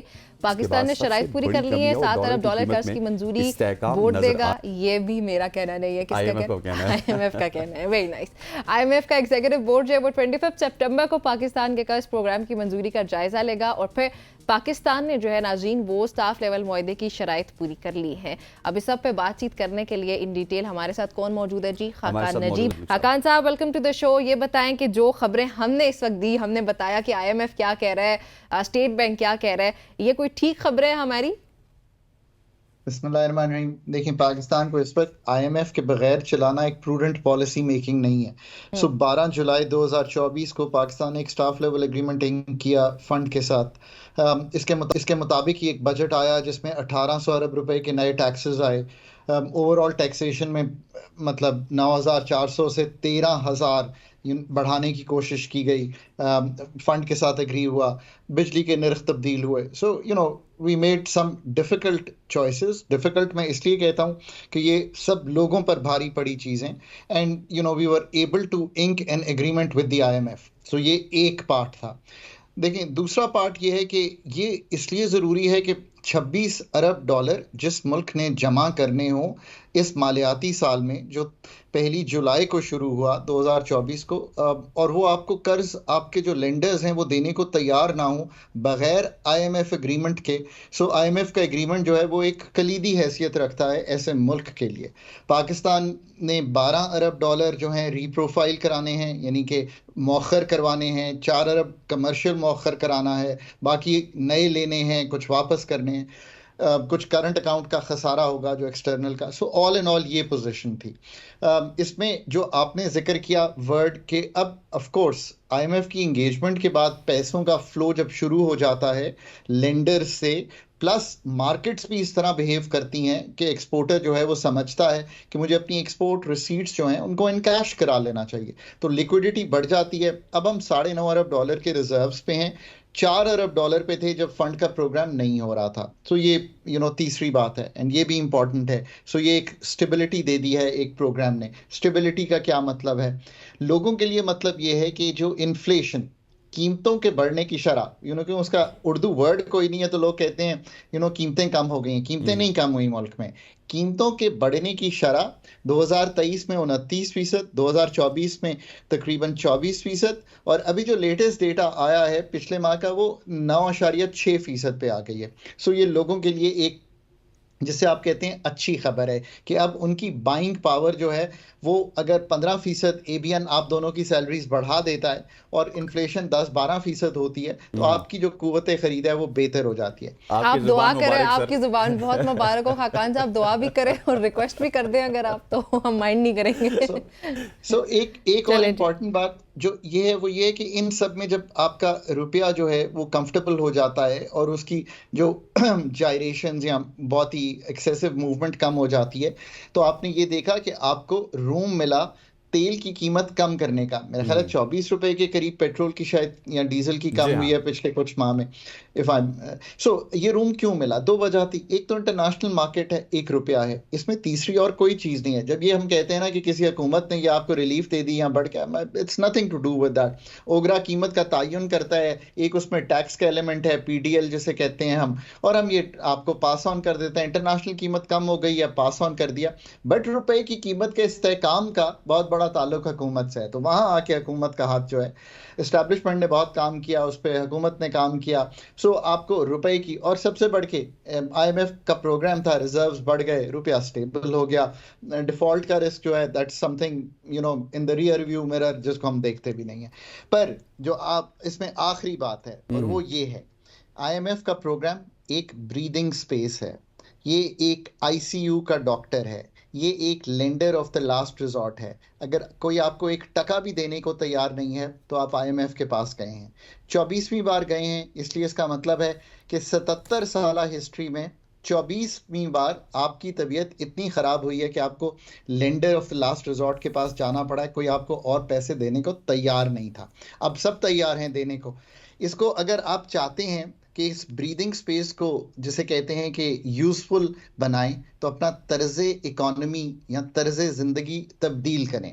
अगर ये नहीं करेंगे और कलीदी फैसले नहीं करेंगे, मैंने कहा वो डिफ़िकल्ट डिसीजंस इसलिए थे कि आपको लोगों को तकलीफ हो रही थी, पर असल decisions, the hard calls that the country has to make, अगर वो नहीं करेंगे तो फिर 25वीं दफ़ा भी अगर 3 साल बाद मैं पाकिस्तान में हूँ या कहीं बाहर काम कर रहा हूँ, आप स्काइप पे ले लीजिएगा, तो मैं यही कहूँगा कि वो 3 साल गुजर गए। ब्रीदिंग स्पेस यानी कि आईसीयू के डॉक्टर का जो ट्रीटमेंट है वो सिर्फ एक ब्रीदिंग स्पेस दे रहा है आपको। आपने हमें जिस तरह आप कह रहे हैं ना, हमें बीमारी का इलाज करना है, लेकिन मुझे ये बताइएगा कि मेरा बड़ा फोकस होता है डेट की जो रीस्ट्रक्चरिंग है उसके ऊपर, उस तरफ कोई नहीं जा रहा, रोल ओवर्स की तरफ जा रहे हैं। आईएमएफ की भी आंखें बंद हैं, उसके बाद पाकिस्तान गवर्नमेंट की भी आंखें बंद हैं। पैसे तो हमें आ जाते हैं, लेकिन उन पैसों को कहाँ कहाँ पे इस्तेमाल करना है, क्या स्टेबिलिटी आनी चाहिए। मेरा ख्याल है कि लॉन्गर रन में हम जब तक नहीं सोचेंगे तो हम इसी तरह से आईएमएफ के पास जाते रहेंगे और इसी तरह से हम हर साल ही आईसीयू के कंडीशंस में ही होंगे। जो डेट रीप्रोफाइलिंग है पाकिस्तान की, और कुछ जगह पे शायद अगर रीस्ट्रक्चर भी करना पड़े, तो ये एक इम्पॉर्टेंट जुज़ है ओवरऑल एक्सपेंडिचर रिफॉर्म का। यानी कि जो हम खर्चा करते हैं, ये भी इसी तरह है ना कि 10,000 अरब के करीब, आई थिंक 9,700 अरब है जो हमने मार्कअप और डेट में देना है इस साल। अब ये इमेजिन करें कि ये मतलब कितनी बड़ी रकम है। ये रकम जब दे देते हैं तो कुछ भी नहीं बचता बाकी सब कुछ चलाने को। Everything else is borrowed, that's why it becomes so important, right? मतलब defence borrowed, PSDP borrowed, income support borrowed, आप मेरे वालिद की पेंशन बोरोड, जो मेरे दोस्त काम कर रहे हैं सरकार में बोरोड। सो अगर ये हालात हैं तो डेट को देख लीजिए। इसमें दोनों दो जो साइड्स हैं वो कतरा रही हैं। पाकिस्तान की साइड भी कतरा रही है और आईएमएफ भी जो है, मैं समझता हूं कि they are not taking this in a stride, because जो इस वक्त हालात हैं उसमें ज़रूर ये करना चाहिए। Pakistan is a strong case कि पाकिस्तान के डेट की जो एक्सटर्नल है उसकी रीप्रोफाइलिंग होने वाली है लॉन्गर टर्म बेसिस पे। कुछ आपको बॉन्ड्स इशू करने चाहिए लॉन्गर टर्म बेसिस पे और उनका आप यूज़ कर सकते हैं फॉर पॉवर्टी स्पेंडिंग। कुछ आपको बॉन्ड्स इशू करने चाहिए क्लाइमेट के। There are many things that can be done.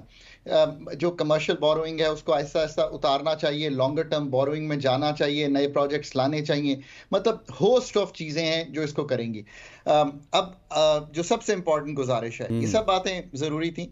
The critical thing for Pakistan, और ये मैं आज भी कहता हूँ, मैं काफ़ी सालों से भी कह रहा हूँ और मैंने गवर्नमेंट में काम भी किया है, so I am quite sure about this. जब तक आप अपनी मिनिस्ट्रीज़ को जो टेक्निकल और प्रोफेशनल हैं, उनमें काम ही टेक्निकल और प्रोफेशनल है, जब तक आप बिलीव नहीं ना करेंगे कि इन मिनिस्ट्रीज़ में टेक्निकल और प्रोफेशनल इनपुट ही इनको ठीक कर सकती है। ना मैं जर्नलिस्ट बन सकता हूँ, ना आप इकोनॉमिस्ट बन सकते हैं, क्योंकि मैंने जर्नलिज्म नहीं पढ़ा, आपने इकोनॉमी नहीं पढ़ी। सो अगर इस बात को मानते हैं तो आप उस साइड पे हैं, मैं इस साइड पे हूँ। बट अगर आप इस साइड को रिवर्स करते चले जाएंगे कि आज मैं जर्नलिस्ट लग जाऊँ, कल आप इकोनॉमिस्ट लग जाएं, तो फिर वही हाल होगा जो इस वक्त पाकिस्तान के एनर्जी सेक्टर का है। पाकिस्तान के ये सारे सेक्टर्स एक गवर्नेंस का इशू है। इनको गवर्नेंस के जाविये से ठीक करने की कोशिश कीजिए। उसके लिए प्रोफेशनल इनपुट चाहिए। दुनिया ने अपनी जो मिनिस्ट्रीज हैं, दुनिया ने अपने जो डिपार्टमेंट्स हैं, जो डिविजन्स हैं, जो अदारे हैं, उनको प्रोफेशनलाइज कर लिया है। हम तो आज भी ये समझते हैं कि हम अपने बोर्ड्स पर रिटायर्ड लोग लगाएंगे तो वो उसको ठीक कर देंगे। यार ये बड़ी कंपनीज हैं, इन कंपनीज को चलाने के तजर्बे होते हैं। इनमें आपको फाइनेंस की डिग्री भी चाहिए, इनमें आपको मैनेजमेंट की डिग्री भी चाहिए। ये जिसने कभी कोई कंपनी चलाई ना हो, वो किसी कंपनी को कैसे लीड कर सकता है? इन चीज़ों को समझने की कोशिश करें और सबसे बढ़ के ये कोशिश करें कि गवर्नमेंट के चुंगल से बहुत सी चीज़ों को निकालना पड़ेगा, ये भी कोशिश करें। सो ये एक ओवरऑल तनाजुल है। अच्छी बात यह है कि लोगों के लिए कुछ पंप पे भी आसानी है, कुछ कीमतों के बढ़ने में भी आसानी है, कुछ उम्रा करने जाएंगे तो डॉलर की बजाय रुपी स्ट्रेंथन्ड है, वहाँ भी आसानी है। कुछ ये है कि थोड़ा सा कारोबार चलेगा, शरह सूद नीचे आई है, वहां भी आसानी है। गाड़ी खरीदेंगे आप तो लीजिंग सस्ती होगी, प्लांट लगाएंगे डेट सस्ता होगा। सो ये थोड़ी सी आसानी पैदा हो गई है इस साल में कंपेयर टू द लास्ट। और खाकान साहब, जो सऊदी अरब की सरमायाकारी के हवाले से पाकिस्तान की जो इक़्तिसादी पॉलिसी है उसमें क्या तब्दीलियां देखते हैं आप, या क्या एक्सपेक्ट करते हैं कि ये तब्दीलियां होनी चाहिए? बहुत अच्छी बात आपने की है। मैंने अभी कुछ दिन पहले, जब ये सारी बात अभी नहीं हुई थी, तो रेकोडेक पे एक बड़ा डिटेल्ड आर्टिकल लिखा है द न्यूज़ अखबार में, लोगों को पढ़ना चाहिए वो आर्टिकल। उसमें सारे नंबर्स भी हैं कि रेकोडेक की स्टोरी क्या है, उसमें क्या किया जा सकता है, किस मुश्किल से गुजरे हैं, कहाँ पहुंचे हैं। ये एक पाकिस्तान की अच्छी इन्वेस्टमेंट स्टोरी है। इस वक्त बारेक 50% लिए हुए वहाँ काम कर रहा है। ये दुनिया की लीडिंग जिसे आप कहेंगे फर्म्स हैं जो कि निकालती हैं ज़खायर ज़मीन से।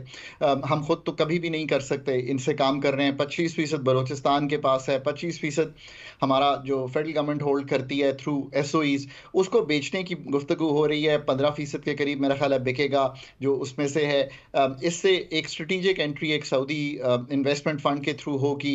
इट्स अ गुड ओमन फॉर पाकिस्तान। वो कुछ ग्रांट्स भी देंगे, एरिया भी डेवलप होगा। बट द स्टोरी ये देखिएगा कि कितने में बिकता है, ये इंपॉर्टेंट है बिकॉज उसकी एक कैश फ्लो वैल्यू है। 2029 में इंशाल्लाह पहला जो वहाँ से ज़खायर हैं वो निकलना शुरू हो जाएंगे कॉपर के, और दुनिया में 1 बिलियन प्लस की हम एक्सपोर्ट करेंगे।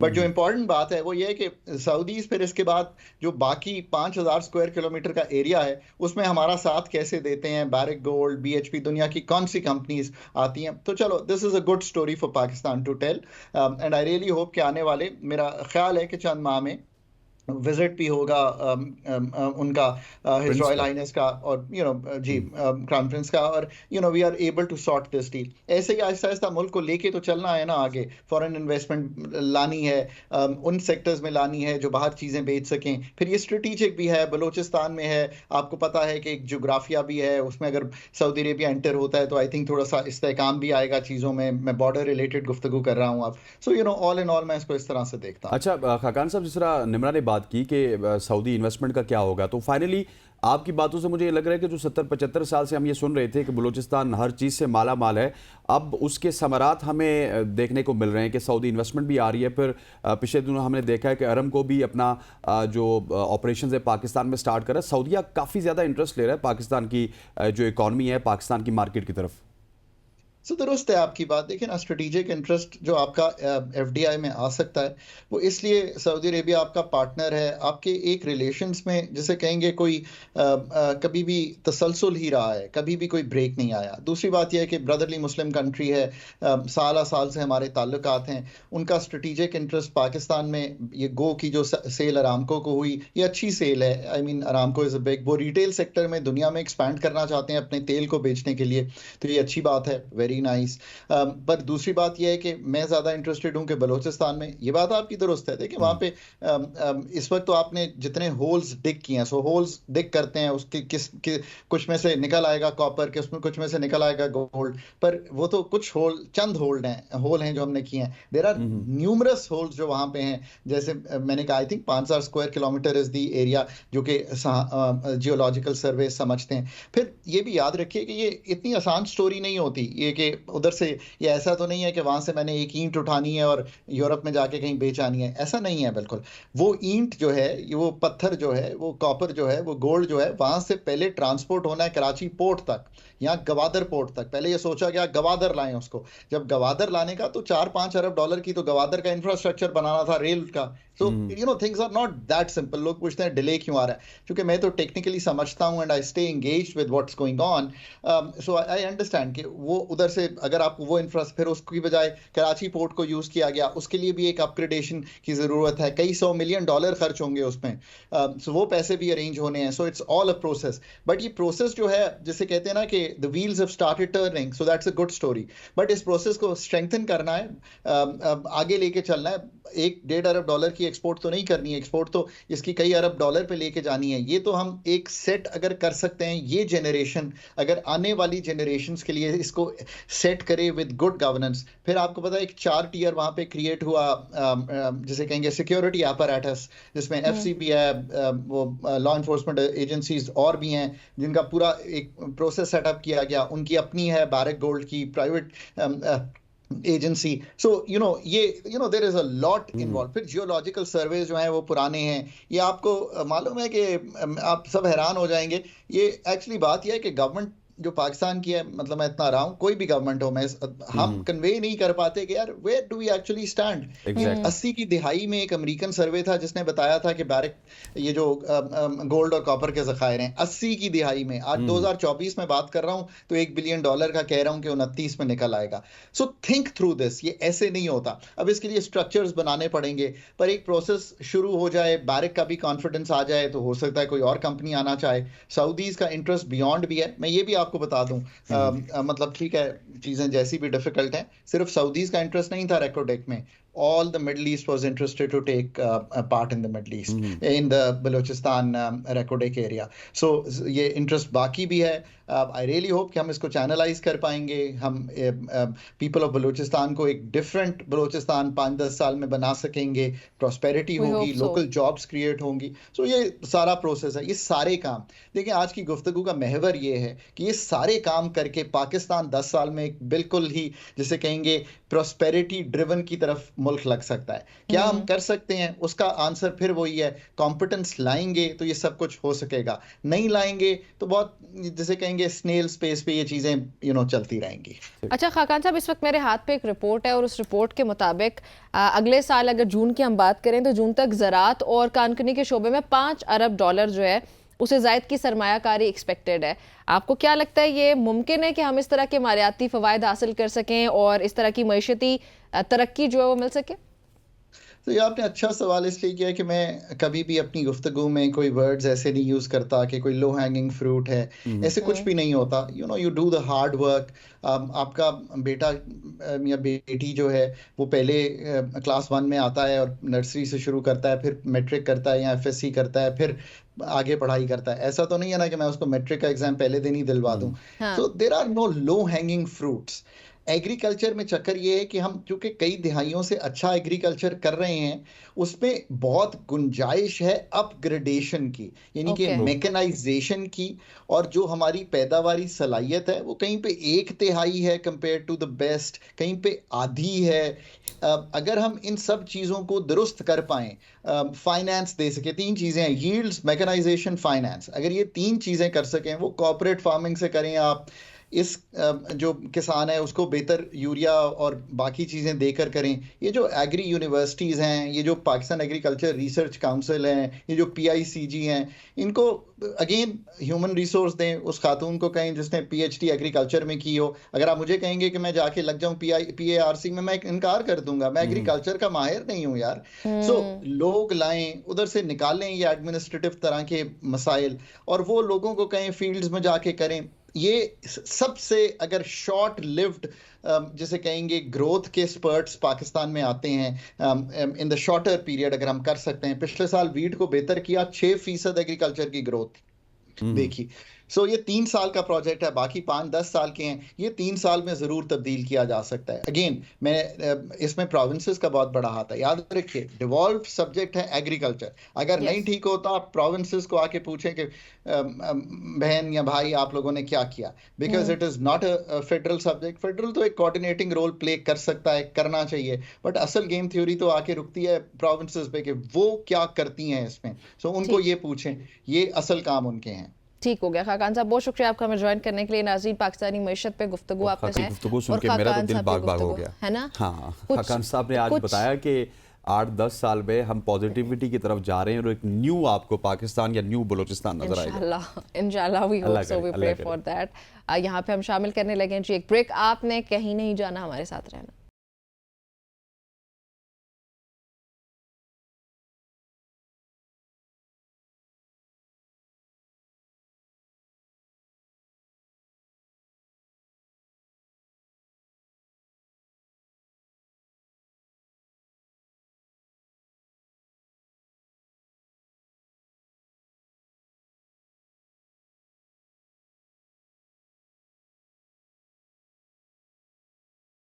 वेलकम बैक टू सबकी सोच। अब हम बात करेंगे आपके फेवरेट सेगमेंट की, जिसमें आपको पता चलेगा कि आपका अगला हफ्ता कैसा रहेगा, आपका कल का दिन कैसा रहेगा, या पूरे का पूरे हफ्ते की बात की जाए। हाँ। और जियोटिक साइंस की हम बात करेंगे। इस वक्त हमारे साथ मौजूद हैं खान साबिर साहब।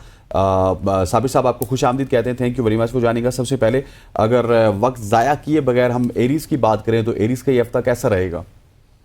जी अस्सलाम वालेकुम। एरीज वालों के लिए पिछले 1-1.5 साल से काफी स्ट्रगलिंग टाइम चल रहा है और अभी 2024 उनका स्ट्रगलिंग टाइम है। तो एरीज वालों के लिए लेकिन ये आज का दिन जो है बड़ा लकी है। आज अपने जो कंप्लीट काम है, उनके काम नहीं कंप्लीट हुए, उनको कंप्लीट करना चाहिए। और जो हेल्थ इश्यूज हैं उनको सॉल्व करने के लिए, या उन्होंने जॉब्स के लिए अप्लाई किया है तो आज इंटरव्यू करें, क्योंकि अगले जो 19 और 20 3-4 दिन है ना, वो काफी स्ट्रगलिंग होंगे। उसमें उनको प्रॉब्लम्स आएंगी, उनके रिलेशंस खराब होंगे, उनके मेंटल स्ट्रेसेस होंगे, कंफ्यूजन होंगी, उनका स्ट्रगलिंग का टाइम होगा। ओवरऑल ये जो हफ्ता है ना, ये एरीज वालों के लिए स्ट्रगलिंग हफ्ता है। लेकिन फिर 21 उन्हें चांस मिलेगा। अच्छा 21 सितंबर को और 22 सितंबर को और फिर 23 और 24 सितंबर को अपने जो पेंडिंग काम है उनको कंप्लीट करने के लिए। लेकिन हेल्थ इश्यूज का बहुत ख्याल रखें और अपने वालिदैन की सेहत का बहुत ख्याल रखें। और जहां पे एरीज वालों के लिए हस्बैंड वाइफ के रिलेशंस हैं, वो बड़ी प्रॉब्लम्स रहे हैं पीछे काफी ज्यादा, और इस हफ्ते में भी ये इशू जो है बहुत ज्यादा हाईलाइट रहेगा। तो इसलिए लड़ाई झगड़े से परहेज करें, और ये पेट वाला एरिया जो है इसके लिए जो है दवाइयां वगैरह जो है वो अपनी पूरी लेते रहें। कोलेस्ट्रॉल का ख्याल रखें और हार्ट का ख्याल रखें। इसके अलावा जो है एरीज वालों को जो है ना, अभी स्ट्रगलिंग पीरियड उनका ये 2024 पूरा चलेगा। चलें जी, टॉरस के लिए बताएं। टॉरस उनका ये जो हफ्ता है कैसा गुजरेगा? जी, टॉरस वालों के लिए कंपैरेटिवली बेहतर है। टॉरस वालों के लिए कंपैरेटिव बेहतर है। जो ऑनलाइन बिजनेस करते हैं टॉरस वाले, या जिनकी शादी होने वाली है, जो लड़कियां हैं शादी होने वाली है, उनके लिए अच्छे रिश्ते आने। और इस हफ्ते में उनको 22-23 सितंबर, 24 सितंबर और फिर 21-22 सितंबर और फिर आज का दिन, ये बहुत अच्छे और लकी डेज हैं उनके लिए। और उसमें वो काफी अचीवमेंट्स कर लेंगे। लेकिन फिर वो ये बात आ जाती है कि अगर कोई किसी ने वीजा अप्लाई किया हुआ है टॉरस वालों ने, तो उनको वो प्रॉब्लम्स इस महीने में, अभी इस हफ्ते में कोई ज्यादा अच्छा रिजल्ट नहीं आएगा और उसमें उनको प्रॉब्लम्स आएंगी। तो अभी वेट करें 15-20 दिन, उसके बाद जाके इनके हालात ठीक होंगे बाहर जाने के लिए। और जो पढ़ाई करने वाले साबिर साहब, जो मेरे हसनैन साहब जो हमारे आपके एंकर हैं, ये तो इनका स्टार है। हसनैन आप कहीं जा तो नहीं रहे? मैं अभी कहीं नहीं जा रहा। मुझे लग रहा है ये कहीं जा रहा है। सुन के मैं समझ रहा हूँ मैं कहीं जा भी नहीं सकता। चलें जी। जी साबिर साहब, जेमिनी जिन लोगों ने जो लोग अप्लाई करना चाहते हैं टॉरस वाले, वो बाहर जाने के लिए वो इसमें इस वीक में अप्लाई करें, उनके लिए अच्छा रहेगा और कामयाबी उनको नसीब होगी। ठीक हो गया साबिर साहब, हसनैन से अप्लाई कराते हैं। जेमिनी वालों के लिए ये साल जो 2024 है, ये वैसे ही लकी चल रहा है। और इनके लिए जो बिजनेस सेट करना चाह रहे थे या जिनकी इमिग्रेशन थी वो बाहर चले गए होंगे, या ये सितंबर ऑनवर्ड जो है आगे उनकी प्लानिंग बाहर की, और उनको अच्छी जॉब मिलनी है। अगर जिन्होंने जॉब चेंज करनी है उनको अच्छी जॉब भी मिल जाएगी। और जिनके रिश्तों में खराबी चल रही थी, या रिश्ते नहीं मिल रहे थे लड़कियों को, या जिनके रिजल्ट्स अच्छे नहीं आ रहे थे तालिब इल्मों को, या जो लोग बीमार थे, ये वीक जो है उन्हें बहुत ही अच्छा रिजल्ट देने वाला है। सिवाय अच्छा तमाम जितने भी 12 ज़ोडिक साइंस हैं, उनके लिए एक कुछ दिन है वो सबके लिए ही जो है ना वो खराब का बायस है। वो नोट करना 18 सितंबर, 19 सितंबर और 20 सितंबर 2 बजे तक, ये 2.5 दिन का टाइम जो है ना सबके लिए स्ट्रगलिंग है। इसमें खराजात ज्यादा होंगे, टेंशन ज्यादा होंगी, परेशानियां ज्यादा होंगी, ये सबके लिए ही है। बाकी ओवरऑल हर एक के लिए मुख्तलिफ रिजल्ट है। ठीक। अच्छा, इससे पहले कि हम अगले स्टार की जानिब जाएं, आपको बताते चलें कि आप कॉल करके भी पूछ सकते हैं। 051-2624-946 ये हमारा नंबर है जी। एक नंबर है 051-2624-946 और दूसरा नंबर है 051-890-1008. Once चलें again, ji. I am repeating 051-890-1008. जी साबिर साहब, कैंसरियंस के लिए ये हफ्ता कैसा रहेगा? जी, कैंसर वालों के लिए उनका जो स्ट्रगलिंग पीरियड चल रहा है, कंफ्यूजन्स, टेंशन्स, परेशानियां, पैसे की कमी, माली कमी, अभी उन्हें 1 से 2 माह जो है ना अभी इंतजार करना पड़ेगा अच्छी जॉब के लिए। अभी जहां पे लगे हुए हैं उनको जॉब नहीं चेंज करनी चाहिए। अभी जिस जगह पे वो काम कर रहे हैं उसी जगह पे लगे रहे हैं, उनकी अभी टेंशन्स बरकरार रहेंगी।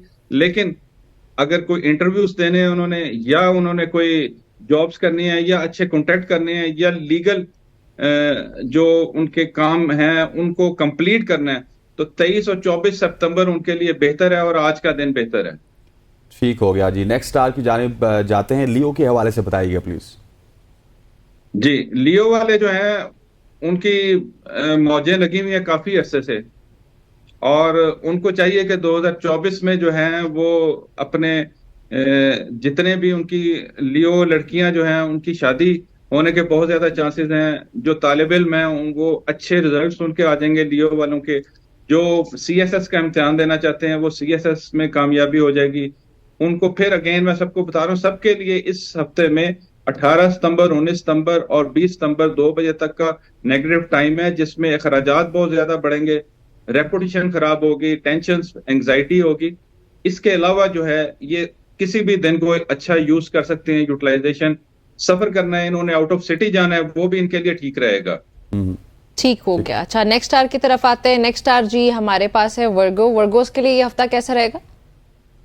जी, वर्गोस के लिए जो है काफी टेंशनेबल पीछे से टाइम चल रहा है, लड़ाई झगड़े चल रहे हैं, लीगल इश्यूज चल रहे हैं वर्गोस वालों के लिए। और अभी ये महीना जो है ना सितंबर का, अगर उनके रिलेशंस खराब हुए हैं तो उसमें बेहतरी आने के चांस नहीं है। उन्हें सब्र से जो है अभी वेट करना चाहिए, अगले कम से कम 15 से 20 दिन वेट करना चाहिए। और अभी उनकी सुलह जो है वो अक्टूबर में जाके हो सकती है, उनके काम उनके सारे अक्टूबर में होंगे। अभी उनकी कोई प्रोग्रेस नहीं होनी इस महीने में, इस हफ्ते में। इस हफ्ते में सारे दिन उनके लिए स्ट्रगलिंग है, उनके काम रुक जाएंगे, फंस जाएंगे, पैसे बहुत ज्यादा खर्च होंगे।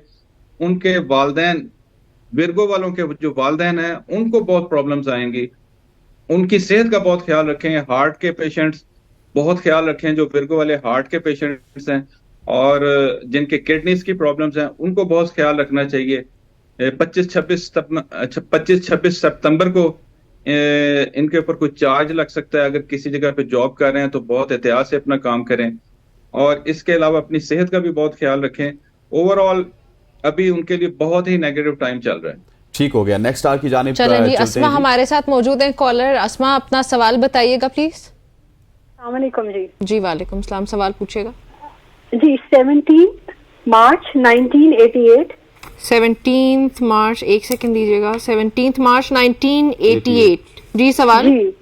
जी जरा जॉब का इनका पूछना है कि जॉब नहीं है इनके पास, कब तक मिल जाएगी, और कुछ बता दें, कुछ ऐसे मतलब के आगे के लिए कुछ एहतियात बता दीजिए इनके लिए। आप हस्बैंड के लिए पूछ रही हैं? नहीं जी, ये मेरे छोटे भाई हैं। ठीक हो गया। नाम बता दें भाई का? अली नाम है। अली नाम है, ओके जी। साबिर साहब बताइएगा, अली नाम है, 17 March 1988 and he is concerned about his job.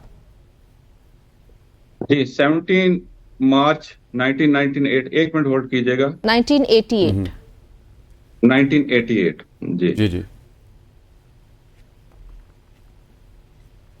इस वक्त जी आपका पूछ रहे हैं और अस्मा का आप बताएंगे जवाब जी, देते हैं। अभी एक मिनट सारा हिसाब जी, किताब इनको अभी जॉब के सिलसिले में 3 से 4 महीने लग सकते हैं। अच्छा, जॉब में प्रॉब्लम्स अभी आ सकती हैं, लेकिन अक्टूबर का महीना इनके लिए अच्छा है, जिसमें इनको इंटरव्यूज वगैरह देने चाहिए, और आउट ऑफ कंट्री भी अगर ये अप्लाई करें तो वो भी इनके लिए बेहतर रहेगा। ठीक।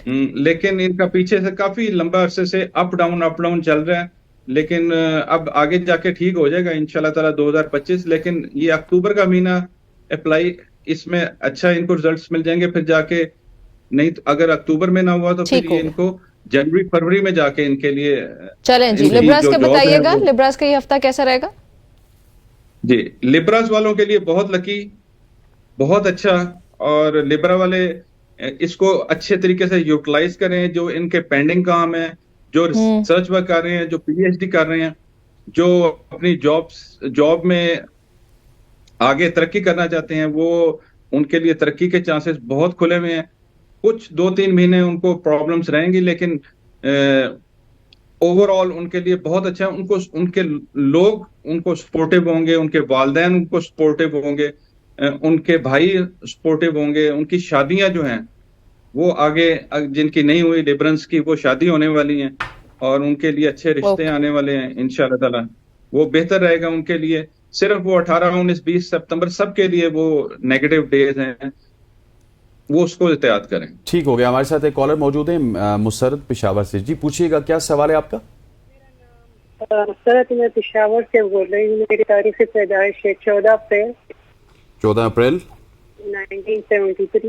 1973। सवाल पूछिएगा। अच्छा जी, इन्हें देखिए मेरा बच्चा कैसा है। 2016 से एक खास मसले की वजह से मेरे ये लेडीज हैं जी? जी लेडीज, मुसरत नाम है इनका। 14 अप्रैल 1973 उनका सवाल मुकम्मल नहीं हो पाया था, लेकिन मेरे ख्याल में वो ये पूछ रही थी कि मुझे 2016 के बाद से कुछ मसाइल हैं, तो वो कब हल होंगे?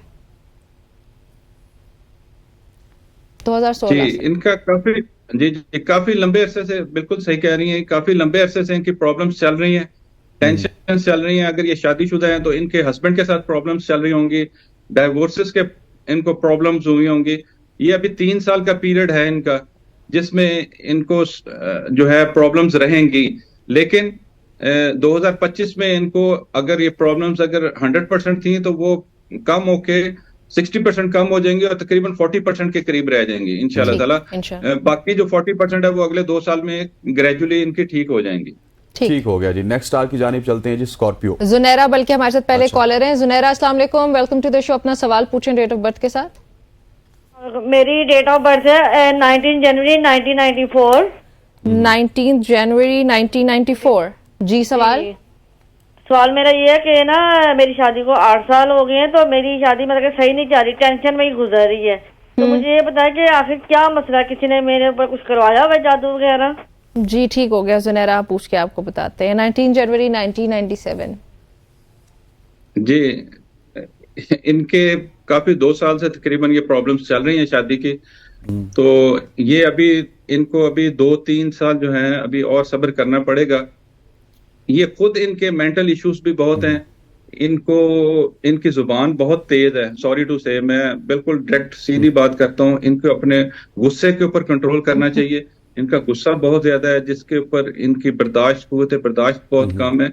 तो इनको सब्र से और हिम्मत के साथ, हौसले के साथ जो है, साबिर साहब, कोई ऐसा है कि आप कोई स्टोन वगैरह या कोई विर्द वगैरह इनको बता सकें? जी, हस्बुनल्लाह व नेमुल वकील व नेमुल मौला व नेमुल नसीर जो है ये पढ़ेंगे। ये 3 तस्बीहात जो है मगरिब के वक्त पढ़ें, और ला हौला वला कुव्वता इल्ला बिल्लाह जो है उसकी तस्बीहात 5 तस्बीहात डेली करें इंशाल्लाह ताला। उससे काफी फाका होगा। नबी करीम सल्लल्लाहु अलैहि वसल्लम ने इरशाद फरमाया कि ला हौला वला कुव्वता इल्ला बिल्लाह 99 मसलों का, बीमारियों का हल है, और सबसे कम बीमारी इस दुनिया के रंज गम मुसीबतें हैं। तो ला हौला वला कुव्वता इल्ला बिल्लाह इनको कसरत से पढ़ना चाहिए, क्योंकि अभी ये इनका स्ट्रगलिंग पीरियड दिसंबर में जाके खत्म होगा। लेकिन फिर उसके बाद 2025 के बाद फिर 2-3 साल इनके ऐसे हैं, वो गुजरेंगे, तो फिर इनके जो है ना ये ठीक हो जाएगा इंशाल्लाह। ठीक हो गया। खान लेकिन साहब हमारे साथ एक और कॉलर ठीक करना चाहिए। ठीक हो गया। इनको अपना उन पर इनपुट देना चाहिए जुनैरा साहिबा की, जो अपने मेंटल इश्यूज हैं और जो उनका बताया जैसे, तो वो उस पर थोड़ा कंट्रोल करें। एक और कॉलर हमारे साथ मौजूद है, आफ्ताब साहब वाकएंड से। आफ्ताब साहब बताइएगा, क्या सवाल है आपका? सबसे पहले डेट ऑफ बर्थ बताइएगा। टीवी का वॉल्यूम बंद प्लीज, और फिर सवाल बताइए। हालात जरा ऐसे चलते हैं तो देखें जरा क्या आप मसले बताएं। आपकी डेट ऑफ बर्थ क्या है? सन 1964 है। 1964। और कोई महीना वगैरह याद है? नहीं, ये तो नहीं याद। कोई दिन, चलें जी, आफ्ताब कुछ भी नहीं याद साहब को अगर बता सके। 1964 साबिर साहब, कोई साल से पता चल सकता है? सिर्फ उनको साल ही याद है। 1964 करंट जो अभी आज का है, इनको वो जो नेटल चार्ट होता है उससे तो नहीं पता चलेगा, लेकिन एक हॉरर चार्ट होता है, वो हॉरर चार्ट मैंने बनाया हुआ है लकीली। तो इनके जो अभी इश्यूज जो है ना, वो इंशाल्लाह ताला तीन माह तक खत्म हो जाएंगे इंशाल्लाह ताला। बेहतरी ठीक हो गया। हम कौन से ज़ोडिएक पे थे? स्कॉर्पियो। स्कॉर्पियंस हो गया आई थिंक। स्कॉर्पियो नहीं हुआ। नहीं, स्कॉर्पियो का मैंने बताना है। हाँ जी बताइएगा। जो स्कॉर्पियंस स्टूडेंट्स हैं उनके लिए 2024 और 2025 बहुत अच्छा साल है, और उनको जो पीएचडी करना चाह रहे हैं, पढ़ना चाह रहे हैं, और जिन स्कॉर्पियंस की शादी होने वाली है, पेंडिंग है शादी, वो शादी भी इनकी हो जाएगी इंशाल्लाह ताला इस महीने में। इनका रिश्ता भी तय होने के बहुत ज्यादा चांसेस हैं, लेकिन इनको अपनी शादी जो है अपने वालिदैन से इख्तलाफात इनके बढ़ सकते हैं। और जो अगर ये गवर्नमेंट की जॉब में स्कॉर्पियोज हैं तो इनको गवर्नमेंट की जॉब्स में इस हफ्ते में प्रॉब्लम्स आ सकती हैं, तो इनको अपने बॉसेस से प्रॉब्लम आ सकती हैं। उसके लिए ये केयरफुल रहें। जी इसके लिए ये केयरफुल रहें। हमारे पास एक कॉलर है हमाद लाहौर से, उनकी पहले कॉल लेते हैं। हमाद अपना सवाल बताइएगा। जी मेरा नाम हमाद है, मैं लाहौर से बात कर रहा हूँ जी। डेट ऑफ बर्थ था 12 जून 2002। 12 जून 2002। सवाल पूछिएगा हमाद। मेरा क्वेश्चन है कि वो बताते हैं 2002। जी क्वेश्चन पूछिएगा।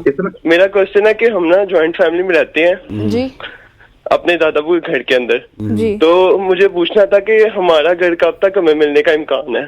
ठीक हो गया, thank you very much Hammad. 12 जून 2002 इनका सवाल ये है कि इनको अपने घर में शिफ्ट होने का मौका कब तक मिलेगा? ये अभी ज्वाइंट फैमिली में रह रहे हैं। जी अभी इनको 3 साल जो है ना इसी ज्वाइंट फैमिली में रहना चाहिए। ये 3 साल अगर ये घर को बेचना चाहेंगे ज्वाइंट फैमिली में, इन्हें पैसे अच्छे नहीं मिलेंगे, और इनको सारा कुछ ये जो है ना अपनी लड़ाई झगड़े अभी नई इशू को स्टार्ट करना चाहिए, क्योंकि इनको प्रॉब्लम्स रहेंगी, आगे भी जाएंगे तो प्रॉब्लम्स आएंगी। 3 साल के बाद इस इशू को छेड़े तो बेहतर रहेगा। चलें जी, ठीक हो गया। खान साबिर साहब बहुत शुक्रिया आपका ज्वाइन करने के लिए। नाजरीन आपने गुफ्तगू सुनी है, ये थी हमारी आज की सुबह की सोच, और आई होप सो कि आप सबको पसंद आई होगी। हम इजाजत तलब करते हैं, कल आपसे मुलाकात होती है वैसे 12:30 बजे, तो वैसे भी हम लोगों की ना ऐसे सांसें फूट फूट के बाहर आ रही है कि पता नहीं क्या होने लगा है, and we are kind of nervous too. और देखना ये है कि क्या होता है, जो भी हो अल्लाह करे कि पाकिस्तान के हक में हो। इजाजत दीजिए, कल मुलाकात होती है। अल्लाह हाफिज।